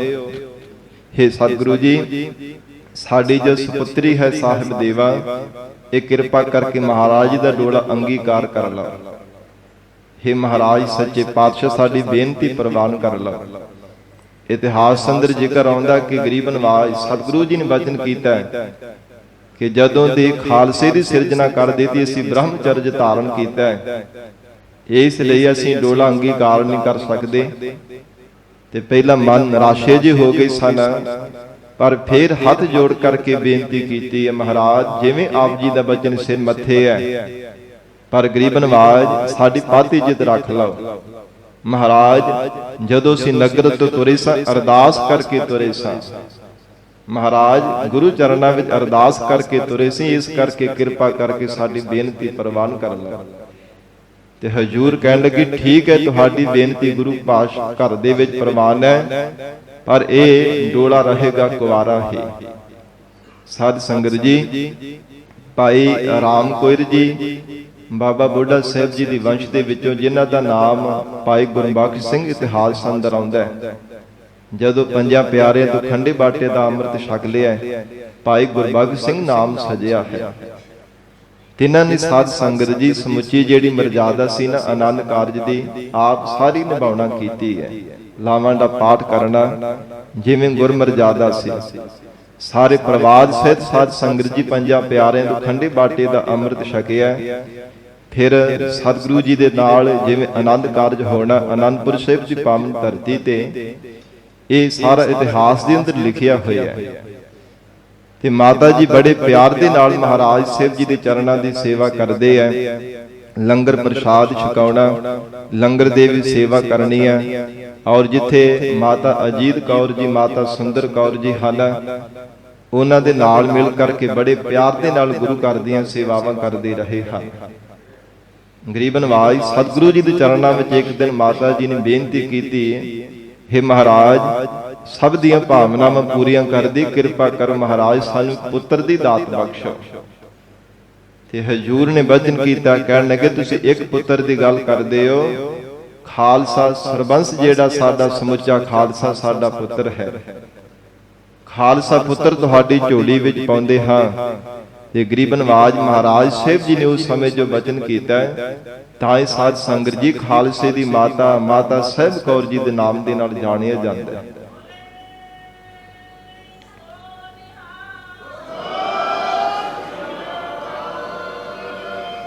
ਤੇ ਸਾਧ ਸੰਗਤ ਜੀ ਸਿਰ ਜਿਵੇਂ ਸਮਾਂ ਲੰਘਦਾ ਗਿਆ, ਸ੍ਰੀ ਅਨੰਦਪੁਰ ਸਾਹਿਬ ਦੀ ਧਰਤੀ ਤੇ ਘੇਰਾ ਪੈਣਾ, ਲੰਬੇਰਾ ਸਮਾਂ ਸਾਧ ਸੰਗਤ ਜੀ ਘੇਰਾ ਪਿਆ ਰਹਿਣਾ। ਔਰ ਇਥੋਂ ਹੀ ਸ਼ਹੀਦ ਭਾਈ ਮਨੀ ਸਿੰਘ ਸਾਹਿਬ, ਭਾਈ ਜਵਾਹਰ ਸਿੰਘ, ਹੋਰ ਇਹ ਸਿੰਘਾਂ ਦੀ ਜਦੀ ਸਹਿਤ ਹੈ। ਮਾਤਾ ਸਾਹਿਬ ਕੌਰ ਜੀ ਔਰ ਸਾਧ ਸੰਗਤ ਜੀ ਮਾਤਾ ਸੁੰਦਰ ਕੌਰ ਜੀ, ਤਿੰਨਾਂ ਨੂੰ ਦਿੱਲੀ ਵਿਖੇ ਮਹਾਰਾਜ ਸਾਹਿਬ ਜੀ ਨੇ ਭੇਜ ਦਿੱਤਾ ਸੀ। ਮਾਤਾ ਅਜੀਤ ਕੌਰ ਜੀ ਉਹ ਪਹਿਲਾਂ ਹੀ ਸਾਧ ਸੰਗਤ ਜੀ ਸੱਚਖੰਡ ਗਮਨ ਕਰ ਗਏ ਸਨ। ਜਦੋਂ ਹਜੂਰ ਨੇ ਦੱਸੇ ਸੀ ਆਉਣ ਵਾਲੇ ਸਮੇਂ ਦਾ ਪਤਾ ਲੱਗ ਗਿਆ ਕਿ ਆਉਣ ਵਾਲਾ ਸਮਾਂ ਜਿਵੇਂ ਸਾਹਿਬਜ਼ਾਦਿਆਂ ਜੀ ਦੀਆਂ ਸ਼ਹਾਦਤਾਂ ਹੋਣੀਆਂ, ਹੱਥ ਜੋੜ ਕੇ ਬੇਨਤੀ ਕੀਤੀ ਸੀ, ਮਹਾਰਾਜ ਸਾਡੀ ਤੋਂ ਇਹ ਸਹਿਣ ਨਹੀਂ ਹੋਵੇਗਾ। ਔਰ ਹਜੂਰ ਤੋਂ ਆਗੇ ਲੈ ਕਰਕੇ ਸੱਚਖੰਡ ਗਮਨ ਕਰ ਦਿੱਤਾ ਸੀ ਤੇ ਦੋਨੋਂ ਹੀ ਮਾਤਾਵਾਂ ਨੂੰ ਦਿੱਲੀ ਵਿੱਚ ਭੇਜ ਦਿੱਤਾ ਸੀ। ਤੇ ਹਜੂਰ ਨੇ ਜਦੋਂ ਸਾਧ ਸੰਗਤ ਜੀ ਅਨੰਦਪੁਰ ਸਾਹਿਬ ਤੋਂ ਜਾਣਾ, ਫਿਰ ਚਮਕੌਰ ਦੀ ਗੜੀ ਦਾ ਸਾਧ ਸੰਗਤ ਜੀ ਕਾਮਾਸਾਨ ਦਾ ਯੁੱਧ ਹੋਣਾ, ਮੁਕਤਸਰ ਸਾਹਿਬ ਦੀ ਜੰਗ ਨੂੰ ਫਤਿਹ ਕਰਨਾ। ਜਦੋਂ ਦਮਦਮਾ ਸਾਹਿਬ ਮਹਾਰਾਜ ਪਹੁੰਚੇ ਹਨ ਗੁਰੂ ਕੀ ਕਾਂਚੀ ਬਠਿੰਡਾ ਵਿਖੇ, ਜਿੱਥੇ ਸਤਿਗੁਰੂ ਜੀ ਨੇ ਭਾਈ ਮਨੀ ਸਿੰਘ ਸਾਹਿਬ ਜੀ ਨੂੰ ਲਿਖਾਰੀ ਲਗਾ ਕੇ ਸ੍ਰੀ ਗੁਰੂ ਗ੍ਰੰਥ ਸਾਹਿਬ ਮਹਾਰਾਜ ਸੱਚੇ ਪਾਤਸ਼ਾਹ ਦੀ ਸਮੁੱਚੀ ਗੁਰਬਾਣੀ ਕੰਠੋਂ ਉਚਾਰਨ ਕਰਕੇ ਸ੍ਰੀ ਗੁਰੂ ਗ੍ਰੰਥ ਸਾਹਿਬ ਜੀ ਦਾ ਸਰੂਪ ਤਿਆਰ ਕਰਵਾਇਆ ਸੀ। ਇਸ ਅਸਥਾਨ ਤੇ ਜਦੋਂ ਪਤਾ ਚੱਲਿਆ, ਮਾਤਾਵਾਂ ਨੂੰ ਦਿੱਲੀ ਤੋਂ ਚੱਲ ਕਰਕੇ ਇੱਥੇ ਮਹਾਰਾਜ ਸਾਹਿਬ ਜੀ ਦੇ ਦਰਸ਼ਨਾਂ ਵਾਸਤੇ ਪਹੁੰਚੇ ਸਨ।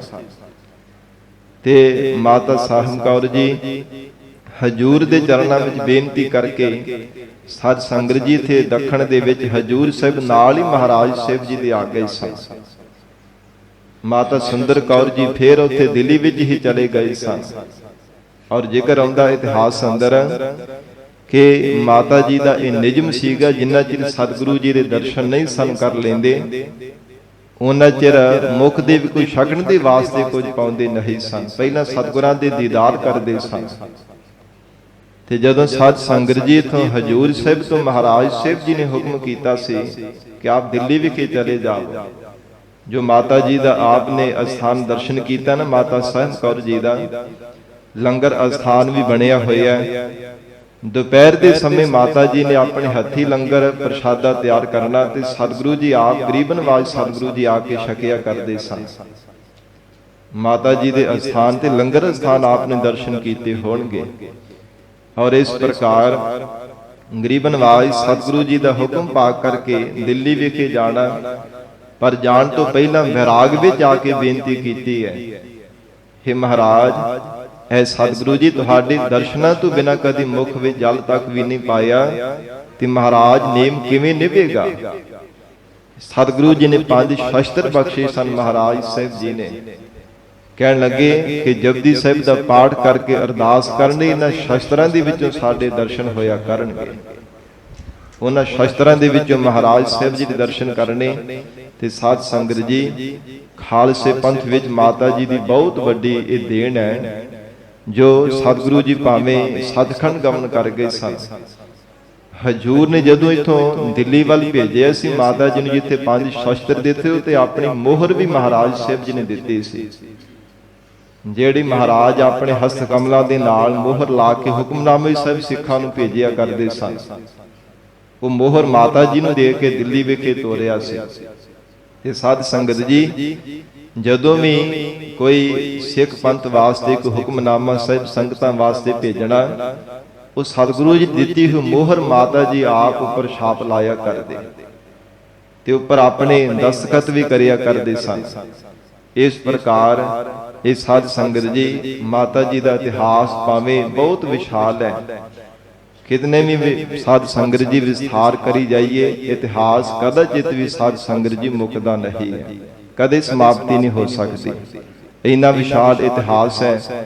ਔਰ ਸਾਧ ਸੰਗਤ ਜੀ ਜਿਨ੍ਹਾਂ ਮਾਤਾ ਜੀ ਨੇ ਸਤਿਗੁਰੂ ਜੀ ਦੀ ਆਗਿਆ ਵਿੱਚ ਰਹਿ ਕਰਕੇ ਜੀਵਨ ਨਿਰਵਾਹ ਕੀਤਾ, ਖਾਲਸੇ ਪੰਥ ਦੇ ਪੂਜਨੀਕ ਮਾਤਾ ਸਾਹਿਬ ਕੌਰ ਜੀ ਦਾ ਅੱਜ ਸਾਧ ਸੰਗਤ ਜੀ ਜਨਮ ਦਿਹਾੜਾ ਹੈ।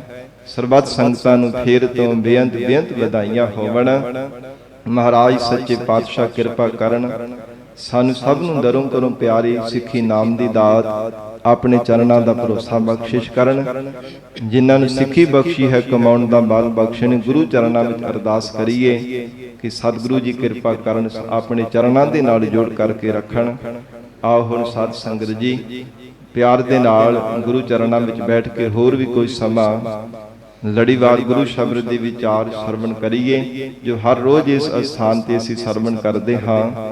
ਮਹਾਰਾਜ ਸੱਚੇ ਪਾਤਸ਼ਾਹ ਭਗਤ ਰਸਨਾ ਦੁਆਰਾ ਜਿਵੇਂ ਉਪਦੇਸ਼ ਬਖਸ਼ਿਸ਼ ਕਰ ਰਹੇ ਆ, ਪਿਆਰ ਨਾਲ ਸਰਵਣ ਕਰਕੇ ਲਾਹੇ ਪ੍ਰਾਪਤ ਕਰੀਏ। ਵਿਚਾਰ ਦੀ ਪ੍ਰਾਰੰਭਤਾ ਤੋਂ ਪਹਿਲਾਂ ਧੰਨ ਸ੍ਰੀ ਗੁਰੂ ਗ੍ਰੰਥ ਸਾਹਿਬ ਮਹਾਰਾਜ ਜੀ ਨੂੰ ਸੀਸ ਝੁਕਾ ਕੇ ਪਿਆਰ ਅਦਬ ਨਾਲ ਉਚਾਰਨ ਕਰੀਏ ਜੀ। ਸਤਨਾਮ ਸ੍ਰੀ ਵਾਹਿਗੁਰੂ ਸਾਹਿਬ, ਸਤਨਾਮ ਸ੍ਰੀ ਵਾਹਿਗੁਰੂ ਸਾਹਿਬ ਜੀ। ਇੱਕ ਓੰਕਾਰ ਸਤਿਗੁਰ ਪ੍ਰਸਾਦ। ਇੱਕ ਅਦਵੈਤ ਸਰੂਪ ਹੈ, ਓੰਕਾਰ ਸਰਬ ਜੀਵਾਂ ਦਾ ਪ੍ਰਕਾਸ਼ਕ ਹੈ। ਸਤ ਸਦਾ ਰਹਿਣ ਵਾਲਾ ਹੈ, ਗੁਰ ਚੇਤਨ ਸਰੂਪ ਹੈ, ਪ੍ਰਸਾਦ ਇੱਕ ਰਸ ਆਨੰਦ ਸਰੂਪ ਹੈ। ਸਤਿਗੁਰੂ ਜੀ ਦੀ ਕਿਰਪਾ ਦੁਆਰਾ ਉਸ ਓੰਕਾਰ ਦੀ ਸ਼ਕਤੀ ਨੂੰ ਪਾਇਆ ਜਾ ਸਕਦਾ ਹੈ। ਆਸਾ ਬਾਣੀ ਸ੍ਰੀ ਨਾਮਦੇਵ ਜੀ ਕੀ। ਆਸਾ ਰਾਗ ਹੈ, ਬਾਣੀ ਭਗਤ ਨਾਮਦੇਵ ਜੀ ਦੀ ਰਚਨਾ ਤੋਂ ਉਚਾਰਨ ਕੀਤੀ ਹੈ। ਜਿਵੇਂ ਪਹਿਲੇ ਸ਼ਬਦਾਂ ਦੀ ਵਿਚਾਰ ਭਗਤ ਕਬੀਰ ਸਾਹਿਬ ਜੀ ਦੀ ਰਚਨਾ ਤੋਂ ਉਚਾਰਨ ਕੀਤੀ ਹੋਈ ਜੋ ਬਾਣੀ ਆਈ ਸੀ, ਜਿਸ ਦੀ ਵਿਚਾਰ ਪਿਛਲੇ ਦੀਵਾਨਾਂ ਵਿੱਚ ਹੋ ਚੁੱਕੀ ਸੀ, ਹੁਣ ਅੱਗੇ ਭਗਤ ਨਾਮਦੇਵ ਜੀ ਦੀ ਰਚਨਾ ਤੋਂ ਉਚਾਰਨ ਕੀਤੇ ਹੋਏ ਸ਼ਬਦਾਂ ਦੀ ਵਿਚਾਰ ਆ ਰਹੀ ਹੈ। ਤੋ ਇਸ ਲਈ ਸ਼ਬਦ ਦੀ ਪ੍ਰਾਰੰਭਤਾ ਤੋਂ ਪਹਿਲਾਂ ਲਿਖਦੇ ਹਨ, ਬਾਣੀ ਸ੍ਰੀ ਨਾਮਦੇਵ ਜੀ ਕੀ, ਕਿ ਭਗਤ ਨਾਮਦੇਵ ਜੀ ਦੀ ਰਚਨਾ ਤੋਂ ਉਚਾਰਨ ਕੀਤੀ ਹੋਈ ਬਾਣੀ ਹੈ। ਏਕ ਅਨੇਕ ਵਿਆਪਕ ਪੂਰਕ।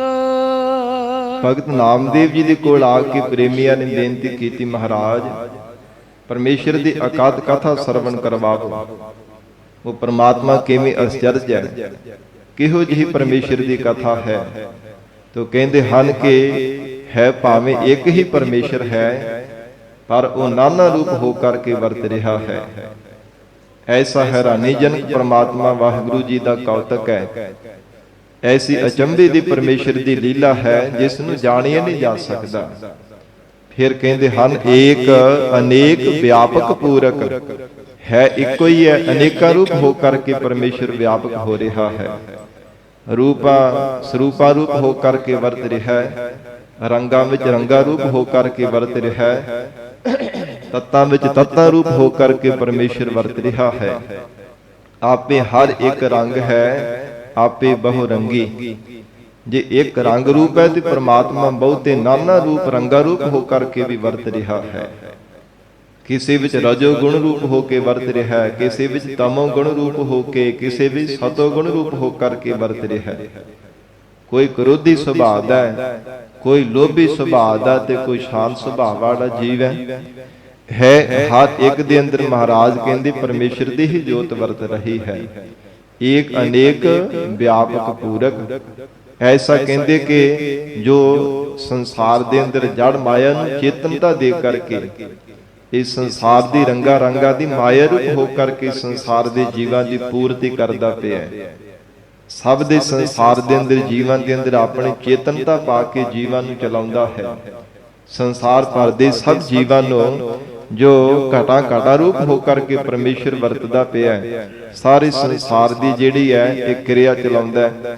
ਜਿੰਨੀ ਵੀ ਕਿਰਿਆ ਸਾਰੀ ਸ੍ਰਿਸ਼ਟੀ ਦੀ ਹੋ ਰਹੀ ਹੈ ਨਾ, ਸੰਸਾਰ ਦੇ ਜੀਵ ਜਨਮ ਧਾਰਨ ਕਰ ਰਹੇ ਨੇ, ਫਿਰ ਸਾਧ ਸੰਗਤ ਜੀ ਪਰਾਰਬਧ ਨੂੰ ਭੋਗਦੇ ਹਨ, ਫਿਰ ਜੀਵਾਂ ਦੀ ਲੈਅ ਹੋ ਜਾਂਦੀ ਹੈ। ਮਹਾਰਾਜ ਕਹਿੰਦੀ ਸਭ ਨੂੰ ਚਲਾਉਣ ਵਾਲਾ ਇੱਕ ਪਰਮੇਸ਼ਰ ਆਪ ਹੀ ਹੈ, ਜੋ ਵਿਆਪਕ ਰੂਪ ਹੋ ਕਰਕੇ ਨਾਨਾ ਰੂਪ ਹੋ ਕੇ ਵਰਤ ਰਿਹਾ ਹੈ।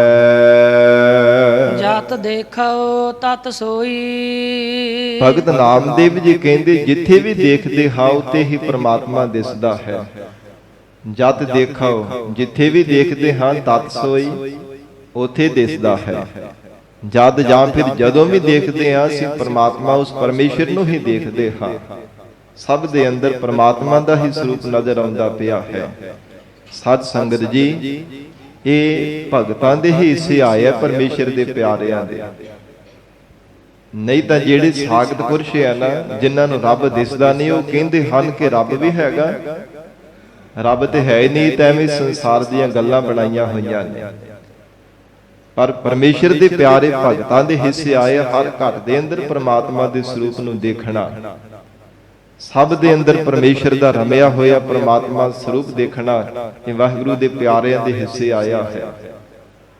ਭਗਤ ਨਾਮਦੇਵ ਜੀ ਨੇ ਸਾਧ ਸੰਗਤ ਜੀ ਕੂਕਰ ਦੇ ਵਿੱਚ ਵੀ ਰੱਬ ਨੂੰ ਦੇਖਣਾ, ਜੋ ਮੱਖਣ ਵਾਲਾ ਕੁੱਜਾ ਫੜ ਕੇ ਤੇ ਪਿੱਛੇ ਪਿੱਛੇ ਭੱਜ ਉੱਠੇ ਸਨ। ਜਦੋਂ ਚੰਗੇਰ ਦੇ ਵਿੱਚੋਂ ਪ੍ਰਸ਼ਾਦੇ ਲੈ ਕੇ ਕੂਕਰ ਭੱਜ ਗਿਆ ਸੀ, ਪਿੱਛੇ ਪਿੱਛੇ ਭੱਜਿਆ, ਮਹਾਰਾਜ ਏਦਾਂ ਨਾ ਛਕਿਓ, ਇਹ ਪ੍ਰਸ਼ਾਦੇ ਸੁੱਕੇ, ਮਹਾਰਾਜ ਏਦਾਂ ਨਾ ਆਪ ਭੋਗ ਲਾਇਓ।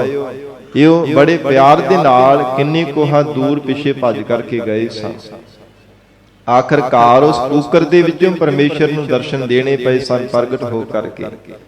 ਕਿਤੇ ਦੈਤ ਰੂਪ ਦੇ ਵਿੱਚ ਪਰਮਾਤਮਾ ਨੂੰ ਦੇਖਿਆ, ਆਓ ਕਲੰਦਰ ਕੇਸਵਾ ਕਰ ਅਬਦਾਲੀ ਭੇਸਵਾ। ਜਦੋਂ ਬ੍ਰਾਹਮਣ ਤੇ ਪਾਂਡਿਆਂ ਨੇ ਮਿਲ ਕਰਕੇ ਸਾਧ ਸੰਗਤ ਜੀ ਝੂਠ ਬੋਲ ਕੇ ਜਿੱਥੇ ਦਿਓ ਰਹਿੰਦਾ ਸੀ ਬੜਾ ਤਗੜਾ, ਬਹੁਤ ਵੱਡੇ ਆਕਾਰ ਦਾ, ਜਿਹੜਾ ਵੀ ਜਾਂਦਾ ਉਹਨੂੰ ਜਿਉਂਦਿਆਂ ਖਾ ਜਾਂਦਾ ਸੀ, ਉਸ ਖੂਹ ਦੇ ਉੱਪਰ ਪਾਣੀ ਭਰਨ ਦੇ ਵਾਸਤੇ ਡੋਲਣਾ ਦੇ ਕਰਕੇ ਭੇਜ ਦਿੱਤਾ ਕਿ ਜਾ ਪਾਣੀ ਭਰ ਕੇ ਲੈ ਕੇ ਆ। ਕੀਤੀ ਤਾਂ ਭਾਵੇਂ ਆਪਣੇ ਵੱਲੋਂ ਸ਼ਰਾਰਤ ਹੀ ਸੀ ਕਿ ਸਾਡੇ ਗੜੋਂ ਲੱਥ ਜਾਊਗਾ, ਇਹ ਸ਼ੂਦਰ ਐਵੇਂ ਸਾਡੇ ਵਿੱਚ ਆ ਕੇ ਬੈਠਣ ਦਾ ਯਤਨ ਕਰਦਾ ਹੈ। ਪਰ ਸਾਧ ਸੰਗਤ ਜੀ, ਆਤਮਿਕ ਸ਼ਕਤੀ ਦਾ ਪਤਾ ਨਹੀਂ ਸੀ ਕਿ ਪ੍ਰਮਾਤਮਾ ਨੇ ਕਿੰਨੀ ਸੋਝੀ ਬਖਸ਼ੀ, ਕਿੰਨਾ ਵੱਡਾ ਗਿਆਨ ਹਿਰਦੇ ਅੰਦਰ ਦਿੱਤਾ ਹੈ। ਜਦੋਂ ਗਏ ਆ ਤੇ ਸਾਧ ਸੰਗਤ ਦੇਵ ਪ੍ਰਗਟ ਹੋਇਆ ਤੇ ਜਿਹੜਾ ਡੋਲਣਾ ਸੀ ਉਹ ਵੀ ਖੋਲਿਆ ਤੇ ਫਿਰ ਉੱਥੇ ਸ਼ਬਦ ਉਚਾਰਨ ਕੀਤਾ, ਕਹਿੰਦੇ ਆਓ ਕਲੰਦਰ ਕੇਸਵਾ ਕਰ ਅਬਦਾਲੀ ਭੇਸਵਾ। ਮਹਾਰਾਜ ਤੁਹਾਡਾ ਸਰੂਪ ਤਾਂ ਬਹੁਤ ਵੱਡਾ ਹੈ, ਇਹ ਛੋਟੇ ਜਿਹੇ ਦਿਓ ਦੇ ਰੂਪ ਦੇ ਵਿੱਚ ਤੁਸੀਂ ਸਾਨੂੰ ਦਰਸ਼ਨ ਦਿੱਤੇ ਹੈ। ਧੰਨਵਾਦ ਮਹਾਰਾਜ, ਕਿਸੇ ਨਾ ਕਿਸੇ ਬਹਾਨੇ ਦਰਸ਼ਨ ਤਾਂ ਦਿੱਤੇ ਹੀ ਹੈ ਨਾ। ਫਿਰ ਉਹ ਦੇਵ ਦੇ ਰੂਪ ਵਿੱਚੋਂ ਵੀ ਪ੍ਰਗਟ ਹੋ ਕੇ ਪ੍ਰਤੱਖ ਪਰਮੇਸ਼ਰ ਨੇ ਦਰਸ਼ਨ ਬਖਸ਼ੇ ਸਨ। ਔਰ ਇਸ ਪ੍ਰਕਾਰ ਇੱਕ ਵਾਰ ਬਾਦਸ਼ਾਹ ਨੇ ਛਪਰੀ ਢਾ ਦਿੱਤੀ ਭਗਤ ਨਾਮਦੇਵ ਜੀ ਦੀ। ਤੇ ਸਾਧ ਸੰਗਤ ਜੀ ਜਦੋਂ ਉਹ ਛਪਰੀ ਬਣਾਉਣ ਦੇ ਵਾਸਤੇ ਕਾਨੇ ਲੈਣ ਵਾਸਤੇ ਗਏ ਸਨ, ਸਵੇਰ ਦਾ ਸਮਾਂ, ਜਿਵੇਂ ਕਾਨੇ ਦੀ ਛੰਨ ਬਣਾਈ ਦੀ ਹੈ ਨਾ, ਦੁਪਹਿਰ ਦਾ ਸਮਾਂ ਹੋਵੇ ਤੇ ਉਹਨਾਂ ਦੇ ਕੰਡੇ ਬਹੁਤੇ ਚੁੱਭਦੇ ਹੱਥਾਂ ਦੇ। ਆਪ ਨੂੰ ਪਤਾ ਹੋਵੇਗਾ ਨਹਿਰਾਂ ਦੇ ਕਿਨਾਰਿਆਂ ਤੇ ਉਹ ਕਾਨੇ ਹੁੰਦੇ ਆ। ਜਦੋਂ ਸਾਧ ਸੰਗਤ ਜੀ ਸਵੇਰੇ ਸਵੇਰੇ ਗਏ ਹਨ, ਤੜਕੇ ਥੋੜੇ ਜਿਹੀ ਲੋ ਲੱਗੀ, ਦਿਨ ਚੜ੍ਹਿਆ ਤੇ ਅਜੇ ਤਰੇਲਾ ਸੀ, ਹੱਥ ਵਿੱਚ ਦਾਤਰੀ ਫੜੀ ਤੇ ਕਾਨੇ ਵੱਢਣ ਦੇ ਵਾਸਤੇ ਤੁਰ ਪਏ ਨੇ। ਭਗਤ ਨਾਮਦੇਵ ਜੀ ਨੇ ਇੱਕ ਹੱਥ ਵਿੱਚ ਕਾਨਾ ਫੜਿਆ, ਦੂਜੇ ਹੱਥ ਦੇ ਵਿੱਚ ਦਾਤਰੀ ਫੜੀ ਹੈ। ਜਦੋਂ ਦਾਤਰੀ ਫੇਰਨ ਲੱਗੇ, ਇਹਨੂੰ ਕੱਟਣ ਲੱਗੇ ਤੇ ਮਨ ਵਿੱਚ ਵਿਚਾਰ ਪੈਦਾ ਹੋਏ, ਇਹ ਫੁਰਨਾ ਬਣਿਆ, ਕਹਿੰਦੇ ਕਿ ਇਹਦੇ ਅੰਦਰ ਵੀ ਪ੍ਰਮਾਤਮਾ ਵਰਤਦਾ ਹੈ। ਪਰਮੇਸ਼ਰ ਇਹ ਬਨਾਸਪਤ ਦੇ ਵਿੱਚ ਵੀ ਵਿਆਪਕ ਹੈ। ਜੇ ਕਹਿੰਦੇ ਮੈਂ ਦਾਤਰੀ ਇਹਦੇ ਤੇ ਫੇਰੀ ਤੇ ਇਹਨੂੰ ਦਰਦ ਹੋਵੇਗੀ, ਇਦਾਂ ਬੜੇ ਪਿਆਰ ਤੇ ਵਿਰਾਗ ਵਿੱਚ ਆ ਕਰਕੇ ਵਿਚਾਰ ਕਰਦੇ ਨੇ। ਫਿਰ ਕਹਿੰਦੇ ਕਿ ਪਹਿਲਾਂ ਮੈਂ ਆਪਣੇ ਹੱਥ ਤੇ ਦਾਤਰੀ ਮਾਰ ਕੇ ਦੇਖਦਾ, ਜੇ ਮੈਨੂੰ ਦਰਦ ਹੁੰਦੀ ਹੈ ਨਾ ਤੇ ਫਿਰ ਇਹਨੂੰ ਵੀ ਜ਼ਰੂਰ ਹੁੰਦੀ ਹੋਵੇਗੀ। ਪਿਆਰ ਤੇ ਵਿਰਾਗ ਵਿੱਚ ਆ ਕੇ ਆਪਣੇ ਹੱਥ ਤੇ ਜਦੋਂ ਦਾਤਰੀ ਫੇਰੀ ਤੇ ਲਹੂ ਵਗਣਾ ਸ਼ੁਰੂ ਹੋ ਗਿਆ, ਕਿੰਨਾ ਹੀ ਖੂਨ ਵਹਿੰਦਾ ਗਿਆ। ਉੱਥੇ ਸਾਧ ਸੰਗਤ ਜੀ ਬੇਹੋਸ਼ ਹੋ ਕਰਕੇ ਧਰਤੀ ਤੇ ਡਿੱਗ ਪਏ ਸਨ ਤੇ ਪਿਆਰ ਦੇ ਭਿੱਜੇ ਹੋਏ ਦੇਖ ਕਰਕੇ ਪਰਮੇਸ਼ਰ ਨੇ ਆਪ ਕਾਰੀਗਰ ਦਾ ਰੂਪ ਧਾਰਨ ਕਰਕੇ ਸਾਧ ਸੰਗਤ ਜੀ ਇੰਨੀ ਸੋਹਣੇ ਢੰਗ ਦੇ ਨਾਲ ਛਪਰੀ ਬਣਾਈ ਕਿ ਲਾਗੋ ਜਿਹੜੇ ਦੇਖਣ ਵਾਲੇ ਸਾਨੂੰ ਵੀ ਹੈਰਾਨ ਰਹਿ ਜਾਂਦੇ ਸੀ ਕਿ ਕਾਰੀਗਰ ਕਿੱਥੋਂ ਸੱਦਿਆ ਭਗਤ ਨਾਮਦੇਵ ਨੇ। ਇੰਨੀ ਸੋਹਣੇ ਢੰਗ ਦੇ ਨਾਲ ਛਪਰੀ ਬਣਾਈ ਹੈ। ਇਹ ਸ਼ਬਦ ਵੀ ਗੁਰਬਾਣੀ ਵਿੱਚ ਦਰਜ ਹੈ। ਮਹਾਰਾਜ ਸੱਚੇ ਪਾਤਸ਼ਾਹ ਜੀ ਨੇ ਲਿਖਿਆ, ਧੰਨ ਗੁਰੂ ਅਰਜਨ ਦੇਵ ਸਾਹਿਬ ਪਾਤਸ਼ਾਹ ਜੀ ਨੇ ਦਰਜ ਕੀਤਾ ਹੈ, ਪਾੜ ਪੜੋਸਣ ਪੂਛ ਲੈ ਨਾਮਾ, ਕਾ ਪਹਿਚਾਨ ਸ਼ਵਾਈ ਹੋ, ਤੋ ਪਹਿ ਦੁਗਣੀ ਮਜੂਰੀ ਦੇਹੋ, ਮੋਕੋ ਬੇਢੀ ਦੇਹ ਬਤਾਈ ਹੋ। ਬੇਢੀ ਨਾਮ ਕਾਰੀਗਰ ਦਾ ਹੈ। ਇੱਥੇ ਦੱਖਣ ਦੀ ਦਿਸ਼ਾ ਵਿੱਚ ਸਾਧ ਸੰਗਤ ਜੀ, ਦੱਖਣ ਦੇ ਇਲਾਕੇ ਵਿੱਚ ਬੇਢੀ ਕਾਰੀਗਰ ਨੂੰ ਕਿਹਾ ਜਾਂਦਾ ਹੈ। ਕਾਰੀਗਰ ਉਹ ਗਵਾਂਢਣ ਪੁੱਛਦੀ ਹੈ, ਪਾੜ ਪੜੋਸਣ ਪੂਛ ਲੈ ਨਾਮਾ, ਪੜੋਸਣ ਗਵਾਂਢਣ ਨੂੰ ਕਿਹਾ।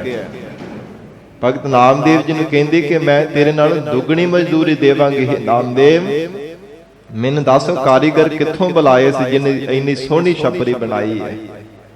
ਤੇ ਫਿਰ ਕਿਹਾ ਸੀ, ਕਹਿੰਦੇ ਸਨ, ਬੇਢੀ ਪ੍ਰੀਤ ਮਜ਼ਦੂਰੀ ਮੰਗੈ, ਜੋ ਕੋ ਛਾਨ ਛਵਾਵੈ ਹੋ, ਲੋਗ ਕੁਟੰਬ ਸਭ ਹੋਤੇ ਤੋਰੈ, ਤਉ ਆਪਨ ਬੇਢੀ ਆਵੈ ਹੋ।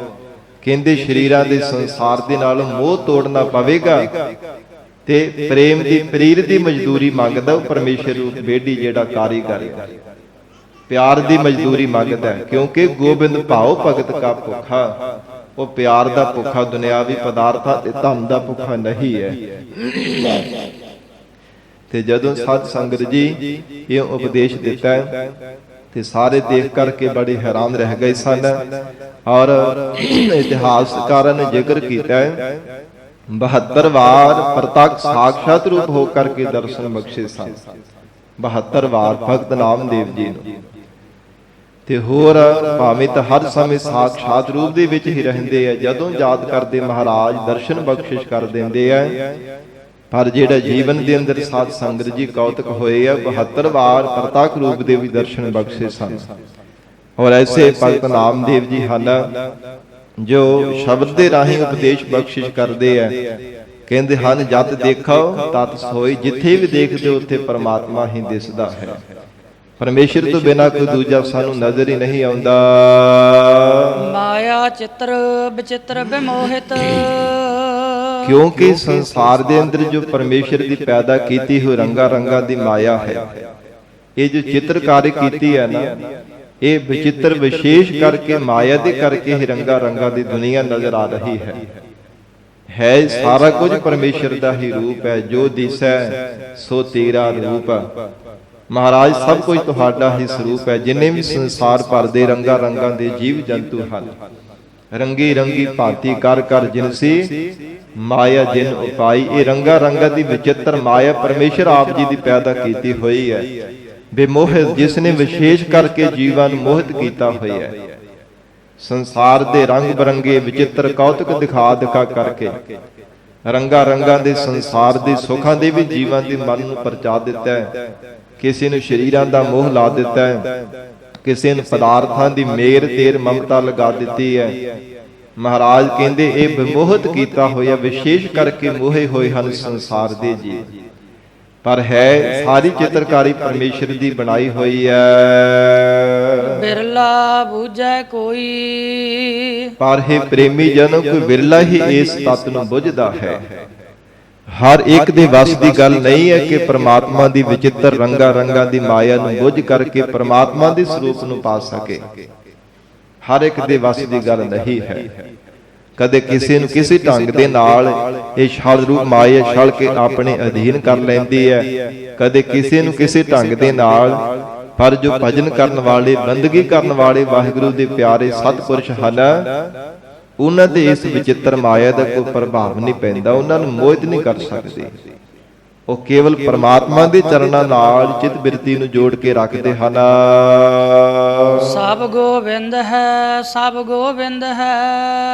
ਭਗਤ ਨਾਮਦੇਵ ਜੀ ਕਹਿੰਦੇ ਹਨ, ਹੇ ਜੀਵ, ਸਭ ਥਾਵਾਂ ਤੇ ਗੋਬਿੰਦ ਮਾਲਕ ਪਰਮੇਸ਼ਰ ਹੈ। ਗੋ ਪ੍ਰਿਥਵੀ ਦੀ ਬਿੰਦ ਪਰਵਰਿਸ਼ ਕਰਨ ਵਾਲਾ ਗੋਬਿੰਦ ਹੈ। ਸਭ ਥਾਵਾਂ ਤੇ ਪਰਮਾਤਮਾ ਹੈ। ਸਭ ਗੋਬਿੰਦ ਹੈ। ਗੋ ਇੰਦਰੀਆਂ ਦੀ ਵੀ ਬਿੰਦ ਪਰਵਰਿਸ਼ ਕਰਨ ਵਾਲਾ, ਇੰਦਰੀਆਂ ਨੂੰ ਪ੍ਰਕਾਸ਼ਣ ਵਾਲਾ, ਇਹ ਸਰੀਰਾਂ ਦੇ ਇੰਦਰੀਆਂ ਨੂੰ ਚਲਾਉਣ ਵਾਲਾ ਵੀ ਪਰਮੇਸ਼ਰ ਸਭ ਥਾਵਾਂ ਤੇ ਹੈ। ਗੋਬਿੰਦ ਬਿਨ ਨਹੀਂ ਕੋਈ, ਉਸ ਗੋਬਿੰਦ ਮਾਲਕ ਪਰਮਾਤਮਾ ਤੋਂ ਬਿਨਾ ਕੋਈ ਦੂਜਾ ਨਹੀਂ ਸੀ, ਨਾ ਹੈ ਨਾ ਆਉਣ ਵਾਲੇ ਸਮੇਂ ਵਿੱਚ ਹੋ ਸਕੇਗਾ। ਸੂਤ ਏਕ ਮਨ ਸਤ ਸਹੰਸ ਜੈਸੇ, ਮਹਾਰਾਜ ਕਿਵੇਂ ਪਰਮੇਸ਼ਰ ਤੋਂ ਬਿਨਾ ਕੋਈ ਦੂਜਾ ਭਲਾ ਕਿਵੇਂ ਨਹੀਂ ਹੈ, ਪਰਮਾਤਮਾ ਕਿਵੇਂ ਸਰਬ ਵਿਆਪਕ ਹੈ। ਤੇ ਭਗਤ ਨਾਮਦੇਵ ਜੀ ਕਹਿੰਦੇ ਹਨ ਕਿ ਜਿਵੇਂ ਸੂਤਰ ਇੱਕੋ ਹੀ ਹੁੰਦਾ ਹੈ ਨਾ, ਪਰ ਜਿਹੜੇ ਮਣਕੇ ਹੁੰਦੇ ਆ ਨਾ ਉਹਦੇ ਵਿੱਚ ਮਾਲਾ ਦੇ ਵਿੱਚ ਪਰੋਏ ਹੋਏ ਜਿਹੜੇ ਮਣਕੇ ਹੁੰਦੇ ਆ ਉਹ ਸੈਂਕੜੇ ਹੀ ਹਜ਼ਾਰਾਂ ਹੀ ਉਹਦੇ ਵਿੱਚ ਮਣਕੇ ਪਾਏ ਹੁੰਦੇ ਹਨ। ਓਤ ਪੋਤ ਪ੍ਰਭ ਸੋਈ, ਇਸੇ ਪ੍ਰਕਾਰ ਤਾਣੇ ਪੇਟੇ ਦੀ ਤਰ੍ਹਾਂ ਪਰਮੇਸ਼ਰ ਸਭ ਜੀਵਾਂ ਦੇ ਅੰਦਰ ਵਿਆਪਕ ਹੈ। ਜਿਵੇਂ ਸੂਤ ਇੱਕ ਹੁੰਦਾ ਤੇ ਹਜ਼ਾਰਾਂ ਮਣਕੇ ਭਾਵੇਂ ਉਹਦੇ ਵਿੱਚ ਪਰੋ ਲਓ, ਲੱਖਾਂ ਦੀ ਗਿਣਤੀ ਵਿੱਚ ਭਾਵੇਂ ਮਣਕੇ ਪਰੋ ਲਓ, ਪਰ ਸੂਤਰ ਤੇ ਇੱਕੋ ਹੀ ਹੈ ਨਾ ਜਿਹਨੇ ਸਭ ਨੂੰ ਬੰਨ੍ਹ ਕੇ ਰੱਖਿਆ ਹੋਇਆ ਹੈ। ਇਸੇ ਤਰ੍ਹਾਂ ਚੇਤਨ ਰੂਪ ਸੂਤਰ ਇੱਕ ਪਰਮੇਸ਼ਰ ਹੈ ਜੋ ਸਭ ਜੀਵਾਂ ਦੇ ਅੰਦਰ ਵਰਤਦਾ ਪਿਆ ਹੈ। ਇਹ ਸਰੀਰਾਂ ਨੂੰ ਵੀ ਮਣਕੇ ਹਨ ਜਿਸ ਪ੍ਰਮਾਤਮਾ ਨੇ ਚੇਤਨ ਰੂਪੀ ਸੂਤਰ ਦੇ ਵਿੱਚ ਸਭ ਨੂੰ ਪਰੋ ਕੇ ਰੱਖਿਆ ਹੋਇਆ ਹੈ। ਪਰਮਾਤਮਾ ਦੀ ਚੇਤਨ ਦਾ ਸ਼ਕਤੀ ਦੇ ਵਿੱਚ ਸਾਰੇ ਜੀਵਾਂ ਰੂਪ ਮਣਕੇ ਪਰੋਏ ਹੋਏ ਹਨ। ਰਹਾਉ ਵਿਸਰਾਮ ਦੇ ਕੇ ਹਜੂਰ ਫਰਮਾਉਂਦੇ ਹਨ, ਜਲ ਤਰੰਗ ਅਰ ਫੇਨ ਬੁਧਬੁਦਾ। ਪ੍ਰੇਮੀਆਂ ਨੇ ਫਿਰ ਬੇਨਤੀ ਕੀਤੀ, ਮਹਾਰਾਜ ਚੰਗੀ ਤਰ੍ਹਾਂ ਸਮਝ ਨਹੀਂ ਪਏ, ਹੋਰ ਵੀ ਕਿਰਪਾ ਕਰਕੇ ਚੰਗੀ ਤਰ੍ਹਾਂ ਸਮਝਾਓ। ਤੇ ਭਗਤ ਨਾਮਦੇਵ ਜੀ ਕਹਿਣ ਲੱਗੇ, ਹੈ ਭਾਈ ਜਲ ਤਰੰਗ ਅਰ ਫੇਨ ਬੁਧਬੁਦਾ। ਹੋਰ ਉਦਾਹਰਣ ਦੇ ਕਰਕੇ ਬਖਸ਼ਿਸ਼ ਕਰਦੇ ਹਨ, ਕਹਿੰਦੇ ਪਾਣੀ ਹੁੰਦਾ ਹੈ ਨਾ, ਉਹਦੇ ਤੋਂ ਬੁਲਬੁਲੇ ਬਣਦੇ ਹਨ, ਫਿਰ ਉਹਦੇ ਤੋਂ ਸਾਧ ਸੰਗਤ ਜੀ ਝੱਗ ਬਣਦੀ ਹੈ, ਉਹਦੇ ਤੋਂ ਤਰੰਗਾਂ ਉੱਠਦੀਆਂ ਨੇ, ਕਦੇ ਲਹਿਰਾਂ ਬਣ ਜਾਂਦੀਆਂ ਨੇ। ਜਲ ਤਰੰਗ, ਉਹਦੇ ਤੋਂ ਤਰੰਗਾਂ ਉੱਠਦੀਆਂ ਨੇ। ਅਰ ਫੇਨ ਬੁਦਬੁਦਾ, ਫੇਨ ਨਾਮ ਝੱਗ ਦਾ ਹੈ। ਤੇ ਬੁਦਬੁਦਾ ਕਹਿੰਦੇ ਨੇ ਬੁਲਬੁਲਿਆਂ ਨੂੰ, ਕਹਿੰਦੇ ਹੈ ਇਹ ਪਾਣੀ ਹੈ, ਪਰ ਪਾਣੀ ਤੋਂ ਸਾਰਾ ਕੁਝ ਬਣਦਾ, ਵੱਖੋ ਵੱਖਰੇ ਆਕਾਰ ਦੇ ਨਜ਼ਰ ਆਉਂਦੇ ਹਨ। ਜਲ ਤੇ ਭਿੰਨ ਨਾ ਹੋਈ, ਪਰ ਉਹ ਪਾਣੀ ਤੋਂ ਵੱਖਰੇ ਥੋੜਾ ਹੋ ਸਕਦੇ ਆ।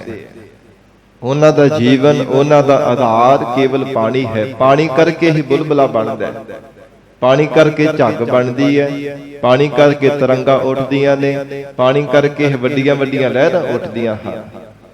ਜਿਵੇਂ ਮਹਾਰਾਜ ਸੱਚੇ ਪਾਤਸ਼ਾਹ ਜੀ ਦੀ ਗੁਰਬਾਣੀ ਅੰਦਰ ਮੁੱਖ ਵਾਕ ਹਨ, ਧੰਨ ਗੁਰੂ ਅਰਜਨ ਦੇਵ ਸਾਹਿਬ ਪਾਤਸ਼ਾਹ ਜੀ ਦੇ ਹਜੂਰ ਨੇ ਉਚਾਰਨ ਕੀਤਾ ਹੈ, ਕਹਿੰਦੇ ਹਨ ਹੈ ਇੱਕੋ ਹੀ ਸਰੂਪ ਹੈ ਪਰਮਾਤਮਾ ਦਾ। ਬੀਜ ਬੀਜ ਬੀਜੋ ਬਹੁ ਪ੍ਰਕਾਰਾ, ਫਲ ਪਾਕੇ ਤੇ ਏਕ ਓੰਕਾਰਾ। ਬੀਜ ਧਰਤੀ ਵਿੱਚ ਇੱਕ ਬੀਜਿਆ ਜਾਂਦਾ, ਉਹਦੇ ਤੋਂ ਬਹੁਤਾ ਫਲ ਬਣਦਾ ਹੈ, ਤੇ ਜਦੋਂ ਪੱਕਦਾ ਫੇਰ ਕੇਵਲ ਬੀਜ ਰੂਪ ਹੀ ਰਹਿ ਜਾਂਦਾ ਹੈ। ਇਸੇ ਪ੍ਰਕਾਰ ਸਾਧ ਸੰਗਤ ਜੀ ਇੱਕ ਸੋਨਾ ਹੁੰਦਾ, ਉਹਦੇ ਤੋਂ ਕਿੰਨੇ ਕਿੰਨੇ ਗਹਿਣੇ ਤਿਆਰ ਕੀਤੇ ਜਾਂਦੇ ਆ।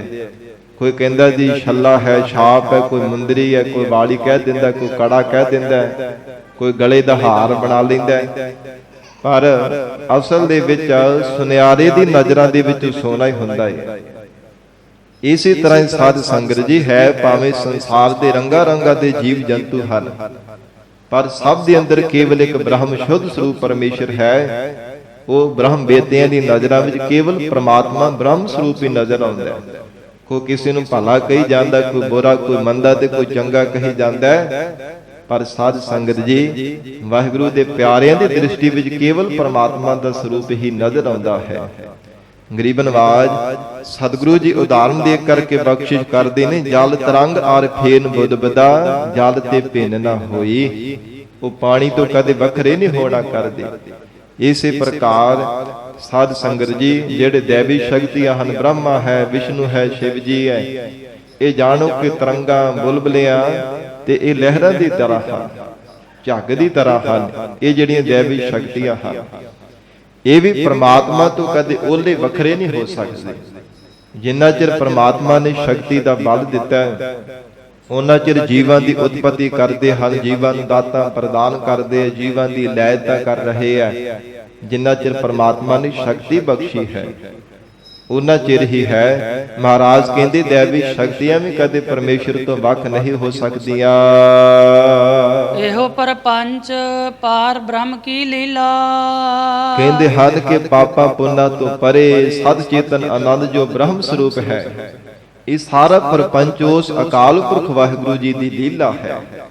ਪਰਮਾਤਮਾ ਦੀ ਹੈਰਾਨੀਜਨਕ ਲੀਲਾ ਹੈ। ਵਿਚਰਤ ਆਨ ਨਾ ਹੋਈ। ਉਸ ਪਰਮਾਤਮਾ ਤੋਂ ਵਿਛੜ ਕਰਕੇ ਕੋਈ ਵੱਖ ਨਹੀਂ ਹੋ ਸਕਦਾ।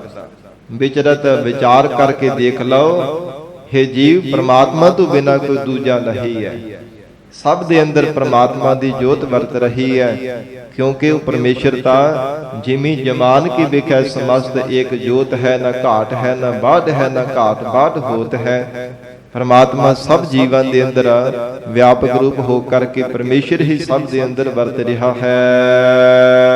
ਮਿਥਿਆ ਭਰਮ ਔਰ ਸੁਪਨ ਮਨੋਰਥ। ਕਹਿੰਦੇ ਹਨ ਕਿ ਸੰਸਾਰ ਫਿਰ ਸੱਚਾ ਕੋ ਪ੍ਰਤੀਤ ਹੁੰਦਾ ਹੈ। ਮਹਾਰਾਜ, ਜੇ ਪਰਮੇਸ਼ਰ ਸਭ ਦੇ ਅੰਦਰ ਵਰਤ ਰਿਹਾ ਹੈ ਤੇ ਫਿਰ ਸੰਸਾਰ ਦੇ ਜੀਵ ਕਿਉਂ ਸੱਚੇ ਪ੍ਰਤੀਤ ਹੁੰਦੇ ਹਨ? ਇਹ ਸੰਸਾਰ ਕਿਉਂ ਸੱਚਾ ਭਾਸਦਾ ਹੈ? ਤੇ ਭਗਤ ਨਾਮਦੇਵ ਜੀ ਕਹਿੰਦੇ ਹਨ, ਉਦਾਹਰਨ ਦੇ ਕਰਕੇ ਬਖਸ਼ਿਸ਼ ਕਰਦੇ, ਕਹਿੰਦੇ ਮਰਦੇ ਪਿਆ ਹੋਇਆ ਭਰਮ ਦਾ ਪਰਦਾ ਹੈ। ਪਏ ਹੋ ਭਰਮ ਦੇ ਪਰਦੇ ਕਰਕੇ ਸੰਸਾਰ ਸੱਚਾ ਭਾਸਦਾ ਹੈ ਕਿ ਸੰਸਾਰ ਦੇ ਵੀ ਸਦਾ ਦੇ ਅਸੀਂ ਰਹਿਣਾ ਹੈ। ਉਚਾਰਨ ਕਰ ਰਹੇ ਹੈ, ਕਹਿੰਦੇ ਹਨ ਮਿਥਿਆ ਭਰਮ ਆਰ ਸੁਪਨ ਮਨੋਰਥ। ਸਾਧ ਸੰਗਤ ਜੀ, ਜਿਵੇਂ ਇੱਕ ਮਿਥਿਆ ਹੁੰਦਾ ਨਾ, ਉਹ ਨਾ ਹੋਇਆ ਵਰਗਾ ਹੁੰਦਾ। ਉਹਨੂੰ ਕਹਿੰਦੇ ਨਾ ਹੋਇਆ ਵਰਗਾ। ਉਹਦਾ ਮਿਥਿਆ ਦਾ ਅਰਥ ਇਹੋ ਹੈ, ਨਾ ਹੋਇਆ ਵਰਗਾ। ਤੇ ਭਰਮ ਜਿਹੜਾ ਮਰ ਤੇ ਪਿਆ ਹੁੰਦਾ ਹੈ, ਭਰਮ ਦਾ ਸ਼ਿਕਾਰ ਹੋਇਆ ਮਨੁੱਖ ਰਾਤ ਦੇ ਸਮੇਂ ਰੱਸੀ ਨੂੰ ਵੀ ਸੱਪ ਮੰਨਦਾ ਕਿ ਸੱਪ ਪਿਆ ਹੋਇਆ ਹੈ। ਰਾਤ ਦੇ ਸਮੇਂ ਕੋਈ ਰੱਸੀ ਪਈ ਹੋਵੇ ਤੇ ਉਹ ਪ੍ਰਤੀਤ ਹੁੰਦਾ ਕਿ ਸੱਪ ਹੀ ਪਿਆ ਹੈ। ਉਹ ਭਰਮ ਕਰਕੇ ਹੀ ਹੈ। ਸਵੇਰ ਹੁੰਦੀ ਤੇ ਪਤਾ ਲੱਗ ਜਾਂਦਾ ਕਿ ਨਹੀਂ, ਮੈਂ ਤਾਂ ਐਵੇਂ ਡਰੀ ਜਾ ਰਿਹਾ, ਤਾਂ ਸੱਪ ਇਹ ਰੱਸੀ ਸੀ ਕਿ ਮੈਂ ਤੇ ਸੱਪ ਸਮਝ ਕਰਕੇ ਡਰੀ ਜਾ ਰਿਹਾ ਸੀ। ਉਹ ਭਰਮ ਕਰਕੇ ਹੈ। ਇਸੇ ਪ੍ਰਕਾਰ ਸੰਸਾਰ ਨੂੰ ਉਹਨਾਂ ਚਿਰ ਸਤ ਮੰਨਦਾ ਜਿੰਨਾ ਚਿਰ ਅਗਿਆਨ ਰੂਪੀ ਹਨੇਰਾ ਤੇ ਮਰ ਤੇ ਭਰਮ ਦਾ ਪਰਦਾ ਪਿਆ ਹੋਇਆ। ਜਦੋਂ ਗਿਆਨ ਦਾ ਪ੍ਰਕਾਸ਼ ਹੋ ਜਾਂਦਾ ਹੈ, ਹਿਰਦੇ ਰੂਪ ਆਕਾਸ਼ ਵਿੱਚ ਗਿਆਨ ਰੂਪੀ ਸੂਰਜ ਚੜ੍ਹਦਾ ਹੈ, ਫਿਰ ਪਤਾ ਚੱਲ ਜਾਂਦਾ ਹੈ ਕਿ ਸੰਸਾਰ ਅਸਤ ਹੈ, ਪਰਮੇਸ਼ਰ ਸਤ ਹੈ। ਸੰਸਾਰ ਮਿਥਿਆ ਹੈ, ਪਰਮਾਤਮਾ ਸਦਾ ਰਹਿਣ ਵਾਲਾ ਹੈ। ਤਾਂ ਫਿਰ ਸਮਝ ਪੈਂਦੀ ਹੈ। ਇਸੇ ਪ੍ਰਕਾਰ ਕਹਿੰਦੇ ਹਨ ਕਿ ਇਦਾਂ ਦੀ ਸੰਸਾਰ ਦੇ ਜੀਵਾਂ ਦੀ ਹਾਲਤ ਹੈ। ਔਰ ਸੁਪਨਾ ਵੀ ਜਿਵੇਂ ਸੱਚਾ ਨਹੀਂ ਹੁੰਦਾ। ਸੁਪਨੇ ਦੇ ਵਿੱਚ ਵੀ ਕਈ ਵਾਰ ਮਨੁੱਖ ਹੱਸ ਰਿਹਾ ਹੁੰਦਾ ਤੇ ਕਦੇ ਭੁੱਬਾ ਮਾਰ-ਮਾਰ ਕੇ ਰੋ ਰਿਹਾ ਹੁੰਦਾ। ਤੇ ਕਈ ਵਾਰ ਤਰੇੜੀਆਂ ਆਈਆਂ ਹੁੰਦੀਆਂ, ਜਦੋਂ ਉੱਠ ਕੇ ਦੇਖਦਾ ਇੰਨਾ ਡਰ ਜਾਂਦਾ ਸੁਪਨੇ ਦੇ ਵਿੱਚ ਹੀ। ਸੁਪਨਾ ਇੰਨਾ ਭਿਆਨਕ ਆ ਜਾਂਦਾ ਹੁੰਦਾ। ਭਾਵੇਂ ਆਪਣੇ ਬਿਸਤਰ ਤੇ ਵਿਸ਼ਰਾਮ ਕਰ ਰਿਹਾ ਹੁੰਦਾ, ਪਰ ਕਦੇ ਕਿਸੇ ਨਾਲ ਲੜਾਈ ਕਰ ਰਿਹਾ ਹੁੰਦਾ ਸੁਪਨੇ ਵਿੱਚ, ਕਦੇ ਝਗੜਾ, ਕਦੇ ਕਿਸੇ ਨੂੰ ਵੱਢ ਰਿਹਾ, ਕਦੇ ਆਪ ਫੱਟ ਖਾ ਰਿਹਾ ਹੁੰਦਾ। ਉਹ ਸੁਪਨਾ ਜਦੋਂ ਉੱਠ ਕਰਕੇ ਦੇਖਦਾ ਤੇ ਫਿਰ ਬੜਾ ਹੈਰਾਨ ਹੁੰਦਾ ਕਿ ਮੈਂ ਤਾਂ ਸੁਪਨਾ ਦੇਖਦਾ ਪਿਆ ਸੀ। ਭਾਵੇਂ ਸੁਪਨੇ ਦੇਖਣੇ ਕਰਕੇ ਹੀ ਤਰੇੜੀਆਂ ਆ ਜਾਂਦੀਆਂ ਤੇ ਐ ਸਾਹ ਸਾਈ ਹੋਇਆ ਹੁੰਦਾ, ਬੜਾ ਸਾਹ ਚੜ ਜਾਂਦਾ ਹੈ, ਪਰ ਉਹ ਸੱਚ ਥੋੜਾ ਹੁੰਦਾ ਸੁਪਨਾ ਹੀ ਹੈ। ਇਸੇ ਪ੍ਰਕਾਰ ਕਹਿੰਦੇ ਜਦੋਂ ਜੀਵ ਨੂੰ ਸਮਝ ਪੈ ਜਾਂਦੀ ਤਾਂ ਸੰਸਾਰ ਨੂੰ ਫਿਰ ਸੁਪਨੇ ਦੀ ਤਰ੍ਹਾਂ ਮੰਨਦਾ ਹੈ ਕਿ ਸੰਸਾਰ ਸਦਾ ਰਹਿਣ ਵਾਲਾ ਨਹੀਂ ਹੈ। ਇਹ ਸਦਾ ਰਹਿਣ ਵਾਲਾ ਨਹੀਂ। ਸੰਸਾਰ ਦੇ ਅੰਦਰ ਸਭ ਕੁਝ ਹੀ ਸੁਪਨੇ ਦੀ ਤਰ੍ਹਾਂ ਹੈ। ਮੇਰਾ ਜੀਵਨ ਵੀ ਇੱਕ ਸੁਪਨੇ ਦੀ ਤਰ੍ਹਾਂ ਹੈ। ਮੇਰੀ ਜ਼ਿੰਦਗੀ ਵੀ ਇੱਕ ਸੁਪਨੇ ਦੀ ਤਰ੍ਹਾਂ ਸੱਚੀ ਨਹੀਂ ਹੈ, ਜਿਹਨੂੰ ਮੈਂ ਸਦਾ ਵਾਸਤੇ ਮੰਨੀ ਬੈਠਾ। ਮਰਨਾ ਭੁਲਾ ਹੀ ਦਿੱਤਾ, ਜਿਸ ਕਰਕੇ ਮਹਾਰਾਜ ਸੱਚੇ ਪਾਤਸ਼ਾਹ ਕਹਿੰਦੇ ਜਾਂ ਫਿਰ ਮਨੋਰਥ ਮਨ ਦੇ ਅੰਦਰ ਜਿਹੜੇ ਮਨੋਰਥ ਕਰਦੇ ਰਹਿਣਾ। ਮਨੋਰਥ ਦਾ ਅਰਥ ਇਹ ਹੈ ਕਿ ਛੋਟੇ ਜਿਹੇ ਸਾਧ ਸੰਗਤ ਜੀ ਫੁਰਨੇ ਤੋਂ ਕਿ ਕਈ ਫੁਰਨੇ ਬਣਾ ਕੇ ਲੰਬੀਆਂ ਆਸਾਂ ਲਾ ਕੇ ਬੈਠੇ ਰਹਿਣਾ। ਜਿਵੇਂ ਸਾਧ ਸੰਗਤ ਜੀ ਸ਼ੇਖ ਚਿੱਲੀ ਸੀ ਨਾ, ਉਹਨੇ ਕਿਸੇ ਤੋਂ ਸੁਣਦੇ ਆ ਕਿ ਤੇਰੀ ਮੌਤ ਆ ਜਾਣੀ ਹੈ, ਤੇਰੀ ਮੌਤ ਦਾ ਸਮਾਂ ਹੈ। ਤੇ ਸਾਧ ਸੰਗਤ ਜੀ ਇੰਨਾ ਮੌਤ ਤੋਂ ਡਰਿਆ ਕਿ ਪਤਾ ਨਹੀਂ ਮੌਤ ਕਿਸੇ ਵੇਲੇ ਵੀ ਆ ਸਕਦੀ ਹੈ। ਜਿਉਂਦਾ ਹੀ ਆਪਣੇ ਆਪ ਨੂੰ ਧਰਤੀ ਵਿੱਚ ਦਫਨਾ ਲਿਆ ਤੇ ਮੂੰਹ ਨੰਗਾ ਰੱਖਿਆ ਸੀ। ਕੋਈ ਸ਼ਾਹੂਕਾਰ ਲੰਘਦਾ ਪਿਆ, ਉਹਨੇ ਤੇਲ ਦਾ ਕੁੱਜਾ ਆਪਣੇ ਸਿਰ ਤੇ ਚੱਕਿਆ ਹੋਇਆ। ਉਹ ਕਹਿੰਦਾ ਕਿ ਕੋਈ ਇਹਨੂੰ ਵਿਗਾੜ ਪਾ ਦੇਵਾਂ, ਕੋਈ ਮੇਰਾ ਤੇਲ ਦਾ ਕੁੱਜਾ ਚੱਕ ਕੇ ਮੇਰੇ ਘਰ ਵਿੱਚ ਛੱਡ ਦੇਵੇ। ਹੋਕਾ ਦਿੰਦਾ ਹੋਏ ਲੰਘਦਾ ਜਾ ਰਿਹਾ ਸੀ। ਤੇ ਉਹ ਅੱਗੋਂ ਸਾਧ ਸੰਗਤ ਜੀ ਸ਼ੇਰ ਚਿੱਲੀ ਜਿਹੜਾ ਹੈ ਨਾ ਧਰਤੀ ਵਿੱਚ ਦੱਬਿਆ ਹੋਇਆ ਸਾਰਾ ਸਰੀਰ, ਕਹਿੰਦਾ ਜੇ ਮੈਂ ਜਿਉਂਦਾ ਹੁੰਦਾ ਤੇ ਮੈਂ ਜ਼ਰੂਰ ਆਪਣੇ ਸਿਰ ਤੇ ਚੁੱਕ ਕੇ ਤੇਰੇ ਘਰ ਛੱਡ ਆਉਂਦਾ। ਮੈਂ ਤਾਂ ਮਰਿਆ ਹੀ ਆ, ਮਰਿਆ ਵਰਗਾ ਹੀ ਆ। ਉਹ ਸ਼ਾਹੂਕਾਰ ਕਹਿੰਦਾ ਮੁਰਦੇ ਕਦੇ ਬੋਲਦੇ ਨਹੀਂ ਹੁੰਦੇ, ਤਾਂ ਉੱਠ ਚੱਲ ਮੇਰਾ ਇਹ ਜਿਹੜਾ ਤੇਲ ਹੈ ਨਾ ਘਰ ਛੱਡ ਕੇ ਆ। ਕਹਿੰਦਾ ਮੈਂ 2 ਆਨੇ ਦਵਾਂਗਾ। ਭਾਵ ਉਹਦੇ ਨਾਲ ਉਹਨੂੰ ਪੈਸੇ ਵੀ ਦੇਣ ਵਾਸਤੇ ਮੰਨ ਲਏ, ਤੇ ਸਿਰ ਤੇ ਉਹ ਤੇਲ ਦਾ ਕੁੱਜਾ ਚੁੱਕਿਆ ਹੋਇਆ ਤੇ ਤੁਰਿਆ ਜਾ ਰਿਹਾ, ਮਨ ਵਿੱਚ ਫੁਰਨਾ ਕਰਦੇ ਨਾ ਤਾਂ ਮੈਂ ਖਰੀਦਾਂਗਾ ਕੀ। ਕਦੇ ਕਹਿੰਦਾ ਕਿ ਆਂਡੇ ਖਰੀਦ ਲਵਾਂ, ਕਦੇ ਕੁਕੜੀ ਬੱਚਾ ਕੋ ਖਰੀਦ ਲੂੰ, ਪਾਲ ਲਵਾਂਗਾ, ਵੱਡਾ ਹੋ ਜਾਊਗਾ, ਫਿਰ ਹੋਰ ਬੱਚੇ ਪੈਦਾ ਹੋਣਗੇ, ਉਹਨਾਂ ਤੋਂ ਫਿਰ ਮੈਂ ਮੁੜ ਕੇ ਬੱਕਰੀਆਂ ਰੱਖ ਲਵਾਂਗਾ, ਬੱਕਰੀਆਂ ਤੋਂ ਅੱਗੇ ਫਿਰ ਮੈਂ ਮੱਝਾਂ ਗਾਵਾਂ ਰੱਖ ਲਵਾਂਗਾ, ਔਰ ਫਿਰ ਮੈਂ ਫਿਰ ਵੱਡਾ ਹੋ ਗਿਆ, ਮੇਰਾ ਵਿਆਹ ਹੋਊਗਾ, ਮੇਰੇ ਬੱਚੇ ਹੋਣਗੇ, ਮੈਂ ਬੜਾ ਅਮੀਰ ਹੋ ਜਾਣਾ। ਤੇ ਸੱਥ ਵਿੱਚ ਬੈਠਾ ਹੋਇਆ ਮੈਂ ਗੱਲਾਂ ਕਰ ਰਿਹਾ ਹੋਵਾਂਗਾ, ਤਾਸ਼ ਖੇਡ ਰਿਹਾ ਹੋਵਾਂਗਾ, ਤੇ ਮੇਰੇ ਬੱਚੇ ਆ ਕੇ ਸੱਦਣਗੇ ਕਿ ਇਹ ਪਿਤਾ ਘਰ ਆ, ਮਾਂ ਸੱਦਦੀ ਪਈ ਹੈ। ਤੇ ਫਿਰ ਮੈਂ ਉਹਨਾਂ ਨੂੰ ਦਬਕਾ ਮਾਰਾਂਗੇ, ਜਾ ਚਲੇ ਜਾਓ, ਮੈਂ ਆਪਣੀ ਮਰਜ਼ੀ ਦੇ ਨਾਲ ਹੀ ਆਉਣਾ, ਮੈਨੂੰ ਕਿਉਂ ਆ ਕੇ ਤੁਸੀਂ ਪਰੇਸ਼ਾਨ ਕਰਦੇ ਹੋ। ਤੇ ਨਾ ਮੰਨੇ ਤੇ ਫਿਰ ਮੈਂ ਲੱਤ ਮਾਰੂੰਗਾ। ਜਦੋਂ ਲੱਤ ਹਿਲਾਈ ਤੇ ਉਹ ਕੋਜਾ ਤੇਲ ਦਾ ਧਰਤੀ ਤੇ ਡਿੱਗ ਗਿਆ, ਟੁੱਟ ਗਿਆ। ਉਹ ਸ਼ਾਹੂਕਾਰ ਬੜਾ ਖਪਾ ਹੋਇਆ ਤੇ ਉਹਨੇ ਬੜਾ ਗੁੱਸਾ ਕੀਤਾ ਕਿ ਤੂੰ ਕਿੰਨਾ ਨੁਕਸਾਨ ਕਰ ਦਿੱਤਾ, ਇਹ ਸਾਰਾ ਤੇਲ ਲੋਟ ਦਿੱਤਾ। ਤੇ ਅੱਗੋਂ ਸ਼ੇਖ ਚਿੱਲੀ ਨੇ ਜਵਾਬ ਦਿੱਤਾ, ਕਹਿੰਦਾ ਸ਼ਾਹੂਕਾਰ ਤੂੰ ਇੱਕ ਕੁੱਜਾ ਤੇਲ ਦਾ ਦੇਖ ਕਰਕੇ ਕਿ ਰੋੜ ਦਿੱਤਾ, ਬੜਾ ਖਾਪਾ ਹੋ ਗਿਆ, ਮੇਰਾ ਤੇ ਪਰਿਵਾਰ ਹੀ ਸਾਰਾ ਰੁੜ ਗਿਆ। ਉਹ ਤੁਰਿਆ ਤੁਰਿਆ ਜਾਂਦਾ ਮਨ ਦੇ ਵਿੱਚ ਸਾਧ ਸੰਗਤ ਜੀ ਫੁਰਨੇ ਬਣਾਈ ਗਿਆ ਕਿ ਨਾ ਹੁਣ ਇੰਨੇ ਕੁ ਪੈਸੇ ਦਾ ਮੈਂ ਕੀ ਖਰੀਦਾਂਗਾ, ਐਵੇਂ ਕਰਾਂਗਾ, ਅੱਗੇ ਕਿੰਨਾ ਕਿੰਨਾ ਪਰਿਵਾਰ ਤੱਕ ਸਾਰਾ ਕੁਝ ਉਹਨੇ ਸੋਚ ਲਿਆ ਸੀਗਾ। ਇਹਨੂੰ ਮਨੋਰਥ ਕਿਹਾ ਜਾਂਦਾ। ਉਹ ਕੇਵਲ ਹੈ ਸਾਧ ਸੰਗਤ ਜੀ ਮਨ ਦਾ ਮਨੋਰਥ ਹੀ ਸੀ ਨਾ, ਕੇਵਲ ਮਨ ਦੇ ਵਿੱਚ ਇਸੇ ਤਰ੍ਹਾਂ ਬਲਬਲਾ ਸੀ ਨਾ, ਸੱਚ ਥੋੜਾ ਸੀ। ਇਹ ਉਦਾਹਰਨਾਂ ਦੇ ਕਰਕੇ ਭਗਤ ਨਾਮਦੇਵ ਜੀ ਆਖ ਰਹੇ ਹਨ, ਜਿਵੇਂ ਇਹ ਸਭ ਕੁਝ ਸੱਚਾ ਨਹੀਂ ਸੀ, ਤਰ੍ਹਾਂ ਸੰਸਾਰ ਵੀ ਸੱਚ ਨਹੀਂ ਹੈ। ਸੰਸਾਰ ਸੁਪਨੇ ਦੀ ਤਰ੍ਹਾਂ ਹੈ, ਸਦਾ ਰਹਿਣ ਵਾਲਾ ਨਹੀਂ ਹੈ। ਇਹ ਕਹਿੰਦੇ ਮਿਥਿਆ ਭਰਮ ਆਰ ਸੁਪਨ ਮਨੋਰਥ, ਇਹ ਸਭ ਕੁਝ ਸਤ ਨਹੀਂ ਹੈ। ਸਤ ਪਦਾਰਥ ਜਾਣਿਆ, ਪਰ ਮਦ ਤੇ ਭਰਮ ਦਾ ਪਰਦਾ ਪੈਣੇ ਕਰਕੇ ਜੀਵ ਨੇ ਪਦਾਰਥਾਂ ਨੂੰ ਸਤ ਜਾਣਨਾ ਕੀਤਾ ਕਿ ਸਦਾ ਰਹਿਣ ਵਾਲੇ ਹਨ। ਤਾਂ ਹੀ ਤਾਂ ਹਰ ਸਮੇਂ ਸਾਂਭ ਕੇ ਰੱਖਦਾ ਰਹਿੰਦਾ ਹੈ, ਹਰ ਸਮੇਂ ਚਿੱਤ ਨੂੰ ਇਹਦੇ ਵਿੱਚ ਹੀ ਜੋੜ ਕੇ ਰੱਖਦਾ ਹੈ। ਕਦੇ ਪ੍ਰਮਾਤਮਾ ਨੂੰ ਚੇਤੇ ਨਹੀਂ ਕਰਦਾ, ਕਦੇ ਵਾਹਿਗੁਰੂ ਦਾ ਸਿਮਰਨ ਨਹੀਂ ਕਰਦਾ, ਹਰ ਸਮੇਂ ਚਿੱਤ ਨੂੰ ਇਹਨਾਂ ਵਿੱਚ ਹੀ ਜੋੜ ਕਰਕੇ ਰੱਖਦਾ ਹੈ। ਸੋ ਕ੍ਰਿਤ ਮਨਸਾ ਗੁਰ ਉਪਦੇਸੀ, ਤੇ ਮਹਾਰਾਜ ਫਿਰ ਜੀਵ ਨੂੰ ਸਮਝ ਕਿਵੇਂ ਪੈ ਸਕਦੀ ਹੈ। ਭਗਤ ਨਾਮਦੇਵ ਜੀ ਕਹਿੰਦੇ ਹਨ, ਜੇਕਰ ਸ੍ਰੇਸ਼ਟ ਕਰਨੀ ਕਰੇ। ਸ੍ਰੇਸ਼ਟ ਕਰਨੀ ਕਿਹੋ ਜਿਹੇ ਨਿਸ਼ਕਾਮ ਕਰਮਾਂ ਦੀ, ਨਿਸ਼ਕਾਮ ਹੋ ਕੇ ਪਰਮਾਤਮਾ ਦਾ ਭਜਨ ਕਰੇ, ਸ਼ਬਦ ਦਾ ਅਭਿਆਸ ਕਰੇ, ਪਰਮਾਤਮਾ ਦਾ ਚਿੰਤਨ ਕਰੇ, ਤਾਂ ਸਾਧ ਸੰਗਤ ਜੀ ਸਤਿਗੁਰੂ ਜੀ ਦੇ ਉਪਦੇਸ਼ ਦੁਆਰਾ ਇਹ ਜੀਵ ਨੂੰ ਸਮਝ ਪੈ ਸਕਦੀ ਹੈ। ਭਰਮ ਦਾ ਪਰਦਾ ਕੱਟਿਆ ਜਾ ਸਕਦਾ ਹੈ, ਹਿਰਦੇ ਵਿੱਚ ਗਿਆਨ ਦਾ ਪ੍ਰਕਾਸ਼ ਹੋ ਜਾਵੇਗਾ, ਜੇਕਰ ਇਹ ਜੀਵ ਸਤਿਗੁਰੂ ਜੀ ਦੀ ਕਿਰਪਾ ਦਾ ਪਾਤਰ ਬਣਦਾ ਹੈ। ਮਹਾਰਾਜ ਸੱਚੇ ਪਾਤਸ਼ਾਹ ਕਹਿੰਦੇ, ਸੋ ਕ੍ਰਿਤ ਮਨਸਾ ਗੁਰ ਉਪਦੇਸੀ, ਇਹ ਜਿਹੜੀ ਤੇਰੇ ਮਨ ਦੀ ਆਸ ਹੈ ਨਾ, ਉਹ ਚੰਗੀ ਭਾਵ ਸ੍ਰੇਸ਼ਟ ਕਰਨੀ ਵਾਲੀ ਬਣ ਜਾਵੇ। ਉਹ ਮਹਾਰਾਜ ਸਾਹਿਬ ਜੀ ਦੇ ਉਪਦੇਸ਼ ਨੂੰ ਧਾਰਨ ਕਰ, ਸਤਿਗੁਰਾਂ ਦੇ ਉਪਦੇਸ਼ ਦੁਆਰਾ ਹੀ ਚੰਗੀ ਮਨਸਾ ਬਣਾ ਸਕਦਾ ਹੈ। ਜਾਗਤ ਹੀ ਮਨ ਮਾਨਿਆ, ਇਉਂ ਕਹਿੰਦੇ ਜਦੋਂ ਜੀਵ ਦਾ ਮਨ ਜਾਗਰਤ ਹੋ ਗਿਆ, ਫਿਰ ਜਾਗਦੇ ਹੀ ਉਸੇ ਵੇਲੇ ਮਨ ਮੰਨ ਗਿਆ ਕਿ ਪਰਮੇਸ਼ਰ ਸੱਚਾ, ਸੰਸਾਰ ਝੂਠਾ ਹੈ। ਪਰਮੇਸ਼ਰ ਦਾ ਨਾਮ ਰੂਪੀ ਧਨ ਸਦਾ ਰਹਿਣ ਵਾਲਾ ਹੈ, ਦੁਨਿਆਵੀ ਧਨ ਸਦਾ ਨਹੀਂ ਮੇਰੇ ਪਾਸ ਰਹਿਣਾ। ਜਾਗਤ ਹੀ ਮਨ ਮਾਨਿਆ, ਜਗਤ ਜਾਗਰਤ ਅਵਸਥਾ ਵਿੱਚ ਆਇਆ ਤਾਂ ਫਿਰ ਮਨ ਮੰਨ ਗਿਆ ਕਿ ਪਰਮੇਸ਼ਰ ਦਾ ਨਾਮ ਹੀ ਸਭ ਤੋਂ ਪਿਆਰਾ ਹੈ। ਵਾਹਿਗੁਰੂ ਜੀ ਦਾ ਨਾਮ ਹੀ ਸਦਾ ਰਹਿਣ ਵਾਲਾ ਸਭ ਤੋਂ ਵੱਡੀ ਸ਼ਕਤੀ ਹੈ। ਬਾਕੀ ਜਿੰਨੀਆਂ ਵੀ ਸ਼ਕਤੀਆਂ ਸਾਰੀਆਂ ਪਰਮੇਸ਼ਰ ਦੇ ਨਾਮ ਦੇ ਅਧੀਨ ਹਨ। ਮਹਾਰਾਜ ਕਹਿੰਦੇ ਜਾਗਰਤ ਅਵਸਥਾ ਵਿੱਚ ਆਉਣੇ ਕਰਕੇ ਫਿਰ ਮਨ ਮੰਨਿਆ, ਨਹੀਂ ਤਾਂ ਮਨ ਕਿੱਥੇ ਮੰਨਦਾ ਸੀ ਨਾਮ ਜਪਣ ਦੇ ਵੱਲ। ਮਨ ਕਿੱਥੇ ਮੰਨਦਾ ਗੁਰੂ ਕੀ ਸੰਗਤ ਵਿੱਚ ਬੈਠਣ ਦੇ ਵੱਲ। ਮਨ ਨਹੀਂ ਕਦੇ ਵੀ ਮੰਨਦਾ। ਮੰਨਦਾ ਉਦੋਂ ਹੀ ਹੈ ਜਦੋਂ ਸਮਝ ਪੈਂਦੀ ਕਿ ਮਨਾ, ਜੇ ਗੁਰੂ ਚਰਨਾਂ ਵਿੱਚ ਜੁੜ ਕਰਕੇ ਬੈਠੇਗਾ ਤਾਂ ਹੀ ਤੇਰਾ ਭਲਾ ਹੋਣਾ।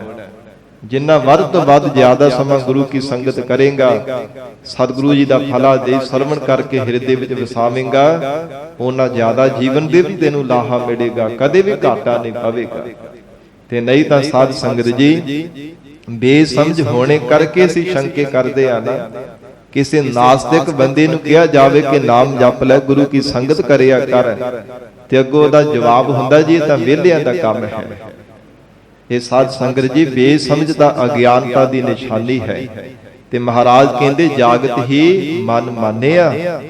ਜਦੋਂ ਇਹ ਮਨੁੱਖ ਦਾ ਮਨ ਜਾਗਦਾ ਹੈ, ਅਵਿਦਿਆ ਦੀ ਨੀਂਦਰਾ ਤੋਂ ਉੱਠ ਜਾਂਦਾ ਹੈ, ਗੁਰੂ ਕਿਰਪਾ ਦਾ ਪਾਤਰ ਬਣ ਜਾਂਦਾ ਹੈ। ਗੁਰ ਕਿਰਪਾ ਤੇ ਸੇ ਜਨ ਜਾਗੇ, ਜਿਨ੍ਹਾਂ ਹਰ ਮਨ ਵਸਿਆ, ਬੋਲੇ ਅੰਮ੍ਰਿਤ ਬਾਣੀ, ਕਹੈ ਨਾਨਕ ਸੋ ਤਤ ਪਾਏ, ਜਿਸ ਨੂੰ ਅਨ ਦਿਨ ਹਰ ਲਿਵ ਲਾਗੈ, ਜਾਗਤ ਰਹਿਣ ਰਿਹਾਣੀ। ਉਹ ਰਾਤ ਵੀ ਦਿਨੇ ਵੀ ਜਾਗਰਤ ਅਵਸਥਾ ਵਿੱਚ ਰਹਿੰਦੇ ਆ, ਉਹਨਾਂ ਦਾ ਮਨ ਸਦਾ ਹੀ ਵਾਹਿਗੁਰੂ ਦੇ ਨਾਮ ਦੇ ਵਿੱਚ ਮੰਨਿਆ ਰਹਿੰਦਾ ਹੈ।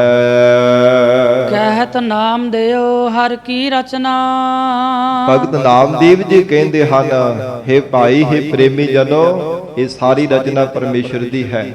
ਜਿੰਨੀ ਵੀ ਰਚੀ ਹੋਈ ਰਚਨਾ ਹੈਰਾਨੀਜਨਕ ਲੀਲਾ ਸਭ ਪਰਮੇਸ਼ਰ ਦੀ ਬਣਾਈ ਹੈ। ਦੇਖੋ ਹਿਰਦੈ ਵਿਚਾਰੀ। ਇੱਕ ਵਾਰ ਆਪਣੇ ਹਿਰਦੇ ਵਿੱਚ ਵਿਚਾਰ ਕਰਕੇ ਤਾਂ ਦੇਖੋ, ਇਹ ਸਾਰੀ ਰਚਨਾ ਪਰਮੇਸ਼ਰ ਦੀ ਹੈ। ਪਰ ਉਹਨਾਂ ਚਿਰ ਮਨੁੱਖ ਕਹਿੰਦਾ ਕਿ ਇਹ ਮੈਂ ਕੀਤਾ, ਇਹ ਮੈਂ ਕਰਵਾਇਆ, ਜਿੰਨਾ ਚਿਰ ਬੇਸਮਝ ਹੁੰਦਾ ਹੈ। ਜਦੋਂ ਸਮਝ ਆ ਜਾਂਦੀ ਹੈ ਨਾ, ਫਿਰ ਮੈਂ ਤੇ ਮੇਰੀ ਛੱਡ ਕੇ ਪਰਮੇਸ਼ਰ ਦਾ ਚਿੰਤਨ ਕਰਦਾ, ਮਹਾਰਾਜ ਸਭ ਕੁਝ ਆਪ ਜੀ ਨੇ ਕਰਵਾਇਆ, ਸਭ ਕੁਝ ਤੁਹਾਡਾ ਹੀ ਪੈਦਾ ਕੀਤਾ ਹੋਇਆ, ਸਾਰੀਆਂ ਦਾਤਾਂ ਮਹਾਰਾਜ ਸੁਖ ਸਹੂਲਤਾਂ ਸਭ ਆਪ ਜੀ ਦਾ ਹੀ ਬਖਸ਼ਿਆ ਹੈ, ਮੇਰਾ ਕੁਝ ਵੀ ਨਹੀਂ ਹੈ। ਕਬੀਰ ਮੇਰਾ ਮੁਝ ਮਹਿ ਕੁਛ ਨਹੀਂ, ਜੋ ਕਿਛ ਹੈ ਸੋ ਤੇਰਾ, ਤੇਰਾ ਤੁਝ ਕਾ ਸੌਂਪਤੇ ਕਿਆ ਲਾਗੈ ਮੇਰਾ। ਇਹ ਜਦੋਂ ਗਿਆਤ ਪ੍ਰਾਪਤ ਹੁੰਦੀ ਹੈ ਤਾਂ ਫਿਰ ਬੇਨਤੀਆਂ ਕਰਦਾ ਕਿ ਸਭ ਕੁਝ ਪਰਮੇਸ਼ਰ ਦਾ ਹੀ ਬਣਾਇਆ ਹੋਇਆ ਹੈ। ਜਿੰਨੀ ਵੀ ਰਚੀ ਹੋਈ ਰਚਨਾ ਮਹਾਰਾਜ ਸਭ ਆਪ ਜੀ ਦੀ ਹੈ। ਘਟ ਘਟ ਅੰਤਰ ਸਰਬ ਨਿਰੰਤਰ।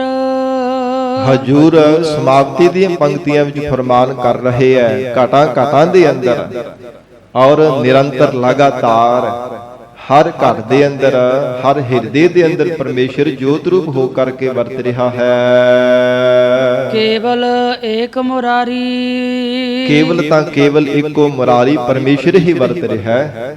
ਜਿੰਨੇ ਵੀ ਸੰਸਾਰ ਦੇ ਜੀਵਾਂ ਦੇ ਹਿਰਦੇ ਹੈ, ਸਭ ਹਿਰਦਿਆਂ ਰੂਪ ਹੋ ਕੇ ਪਰਮਾਤਮਾ ਵਰਤ ਰਿਹਾ ਹੈ। ਕੇਵਲ ਏਕ ਮੁਰਾਰੀ, ਇੱਥੇ ਦੋ ਦੀ ਗੱਲ ਕੀਤੀ ਨਹੀਂ ਹੈ, ਕੇਵਲ ਇੱਕ ਪਰਮਾਤਮਾ ਦੀ ਗੱਲ ਕੀਤੀ ਹੈ ਕਿ ਇੱਕ ਪਰਮੇਸ਼ਰ ਤੋਂ ਬਿਨਾਂ ਕੋਈ ਦੂਜਾ ਨਹੀਂ ਹੈ। ਕੇਵਲ ਤਾਂ ਕੇਵਲ ਇੱਕ ਪਰਮਾਤਮਾ ਹੀ ਹੈ ਜੋ ਸਭ ਹਿਰਦਿਆਂ ਰੂਪ ਹੋ ਕਰਕੇ ਪਰਮੇਸ਼ਰ ਸਭ ਦੇ ਅੰਦਰ ਬੈਠਾ ਹੋਇਆ, ਚੌਂਕੜਾ ਲਗਾ ਕਰਕੇ ਸਭ ਦੇ ਅੰਦਰ ਜੋਤ ਰੂਪ ਹੋ ਕਰਕੇ ਪ੍ਰਕਾਸ਼ ਕਰਦਾ ਪਿਆ। ਕੇਵਲ ਇੱਕ ਮੁਰਾਰੀ, ਮੋਹ ਆਦਿਕ ਦੈਂਤਾਂ ਦਾ ਸਾਧ ਸੰਗਤ ਜੀ ਅਰੀ ਜਿਹੜਾ ਵੈਰੀ ਹੈ, ਅਥਵਾ ਮੋਹ ਆਦਿਕ ਦੈਂਤਾਂ ਨੂੰ ਮਾਰਨ ਵਾਲਾ ਜੋ ਪਰਮਾਤਮਾ, ਉਹਨੂੰ ਮੁਰਾਰੀ ਕਿਹਾ ਜਾਂਦਾ ਹੈ। ਉਹ ਮੁਰਾਰੀ ਅਕਾਲ ਪੁਰਖ ਵਾਹਿਗੁਰੂ ਸਭ ਦੇ ਅੰਦਰ ਬੈਠਾ ਹੋਇਆ। ਭਗਤ ਨਾਮਦੇਵ ਜੀ ਕਹਿੰਦੇ ਜਦੋਂ ਤੱਕ ਮਰ ਤੇ ਭਰਮ ਦਾ ਪਰਦਾ ਪਿਆ ਰਹਿੰਦਾ ਹੈ, ਉਦੋਂ ਤੱਕ ਕਦੇ ਪਰਮਾਤਮਾ ਦਿਸਦਾ ਨਹੀਂ ਹੈ। ਪਰ ਜਾਗਤ ਹੀ ਮਨ ਮਾਨਿਆ। ਜਦੋਂ ਜਾਗਰਤ ਅਵਸਥਾ ਵਿੱਚ ਮਨ ਆਉਂਦਾ ਹੈ ਨਾ, ਅਵਿਦਿਆ ਦੀ ਨੀਂਦਰਾ ਤੋਂ ਉੱਠ ਕਰਕੇ ਗੁਰੂ ਕਿਰਪਾ ਦਾ ਪਾਤਰ ਬਣ ਕੇ ਭਰਮ ਦਾ ਪਰਦਾ ਕੱਟ ਲੈਂਦਾ ਹੈ, ਤਾਂ ਫਿਰ ਸਾਧ ਸੰਗਤ ਜੀ ਮਨ ਮੰਨਦਾ ਕਿ ਹਾਂ ਰੱਬ ਹੀ ਹੈ ਸਾਰਿਆਂ ਦੇ ਅੰਦਰ, ਸਭ ਦੇ ਅੰਦਰ ਪਰਮੇਸ਼ਰ ਹੀ ਹੈ। ਉਹਨਾਂ ਚਿਰ ਕਹਿੰਦਾ ਤਾਂ ਹੈ ਪਰ ਮਨ ਨਹੀਂ ਮੰਨਦਾ। ਮਨ ਉਹਨਾਂ ਚਿਰ ਮੰਨਦਾ ਹੀ ਨਹੀਂ ਜਿੰਨਾ ਚਿਰ ਅਵਿਦਿਆ ਦੀ ਨੀਂਦਰਾ ਵਿੱਚ ਸੁੱਤਾ ਰਹਿੰਦਾ ਹੈ। ਤੇ ਜਦੋਂ ਗੁਰੂ ਕਿਰਪਾ ਹੋ ਜਾਂਦੀ ਹੈ, ਹਿਰਦੇ ਵਿੱਚ ਗਿਆਨ ਦਾ ਪ੍ਰਕਾਸ਼ ਹੋ ਜਾਂਦਾ ਹੈ, ਸਦਾ ਹੀ ਜਾਗਰਤ ਅਵਸਥਾ ਵਿੱਚ ਰਹਿੰਦਾ ਹੈ, ਤਾਂ ਫਿਰ ਸਮਝ ਪੈਂਦੀ ਹੈ ਕਿ ਸਰਬ ਵਿਆਪਕ ਪਰਮੇਸ਼ਰ ਆਪ ਹੀ ਸਭ ਦੇ ਅੰਦਰ ਵਰਤਦਾ ਪਿਆ ਹੈ। ਗਰੀਬ ਨਵਾਜ ਸਤਿਗੁਰੂ ਜੀ ਮਿਹਰ ਕਰਨ, ਪਾਵਨ ਉਪਦੇਸ਼ ਸਾਡੇ ਹਿਰਦਿਆਂ ਵਿੱਚ ਵਸ ਜਾਵੇ। ਗੁਰੂ ਬਚਨਾਂ ਦੀ ਕਮਾਈ ਕਰਕੇ ਜੀਵਨ ਸਫਲਾ ਬਣਾ ਸਕੀਏ। ਪਾਵਨ ਬਾਣੀ ਦੀ ਵਿਚਾਰ ਕਰਦਿਆਂ ਤੋਂ ਹੋਈਆਂ ਬੇਅੰਤ ਭੁੱਲਾਂ ਦੀ ਖਿਮਾ। ਧੰਨ ਸ੍ਰੀ ਗੁਰੂ ਗ੍ਰੰਥ ਸਾਹਿਬ ਜੀ ਮਹਾਰਾਜ ਆਪ ਸੰਗਤ ਬਖਸ਼ਣਹਾਰ ਹੋ। ਅਗਾਹ ਵਾਸਤੇ ਅਸੀਸ ਪਿਆਰ ਬਖਸ਼ਿਸ਼ ਕਰਨਾ ਜੀ। ਦੇਹੋ ਸੱਜਣ ਅਸੀਸੜੀਆ, ਜਿਉ ਹੋਵੈ ਸਾਹਿਬ ਸਿਓ ਮੇਲ। ਮਿਥਿਆ ਭਰਮ ਅਰ ਸੁਪਨ ਮਨੋਰਥ ਸਤ ਪਦਾਰਥ ਜਾਣਿਆ ਸੋ ਕ੍ਰਿਤ ਮਨਸਾ ਗੁਰ ਉਪਦੇਸੀ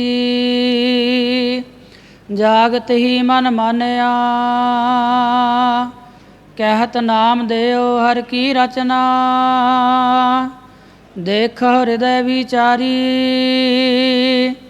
ਘਟ ਘਟ ਅੰਤਰ ਸਰਬ ਨਿਰੰਤਰ ਕੇਵਲ ਏਕ ਮੁਰਾਰੀ। ਵਾਹਿਗੁਰੂ ਜੀ ਕਾ ਖਾਲਸਾ ਵਾਹਿਗੁਰੂ ਜੀ ਕੀ ਫਤਿਹ।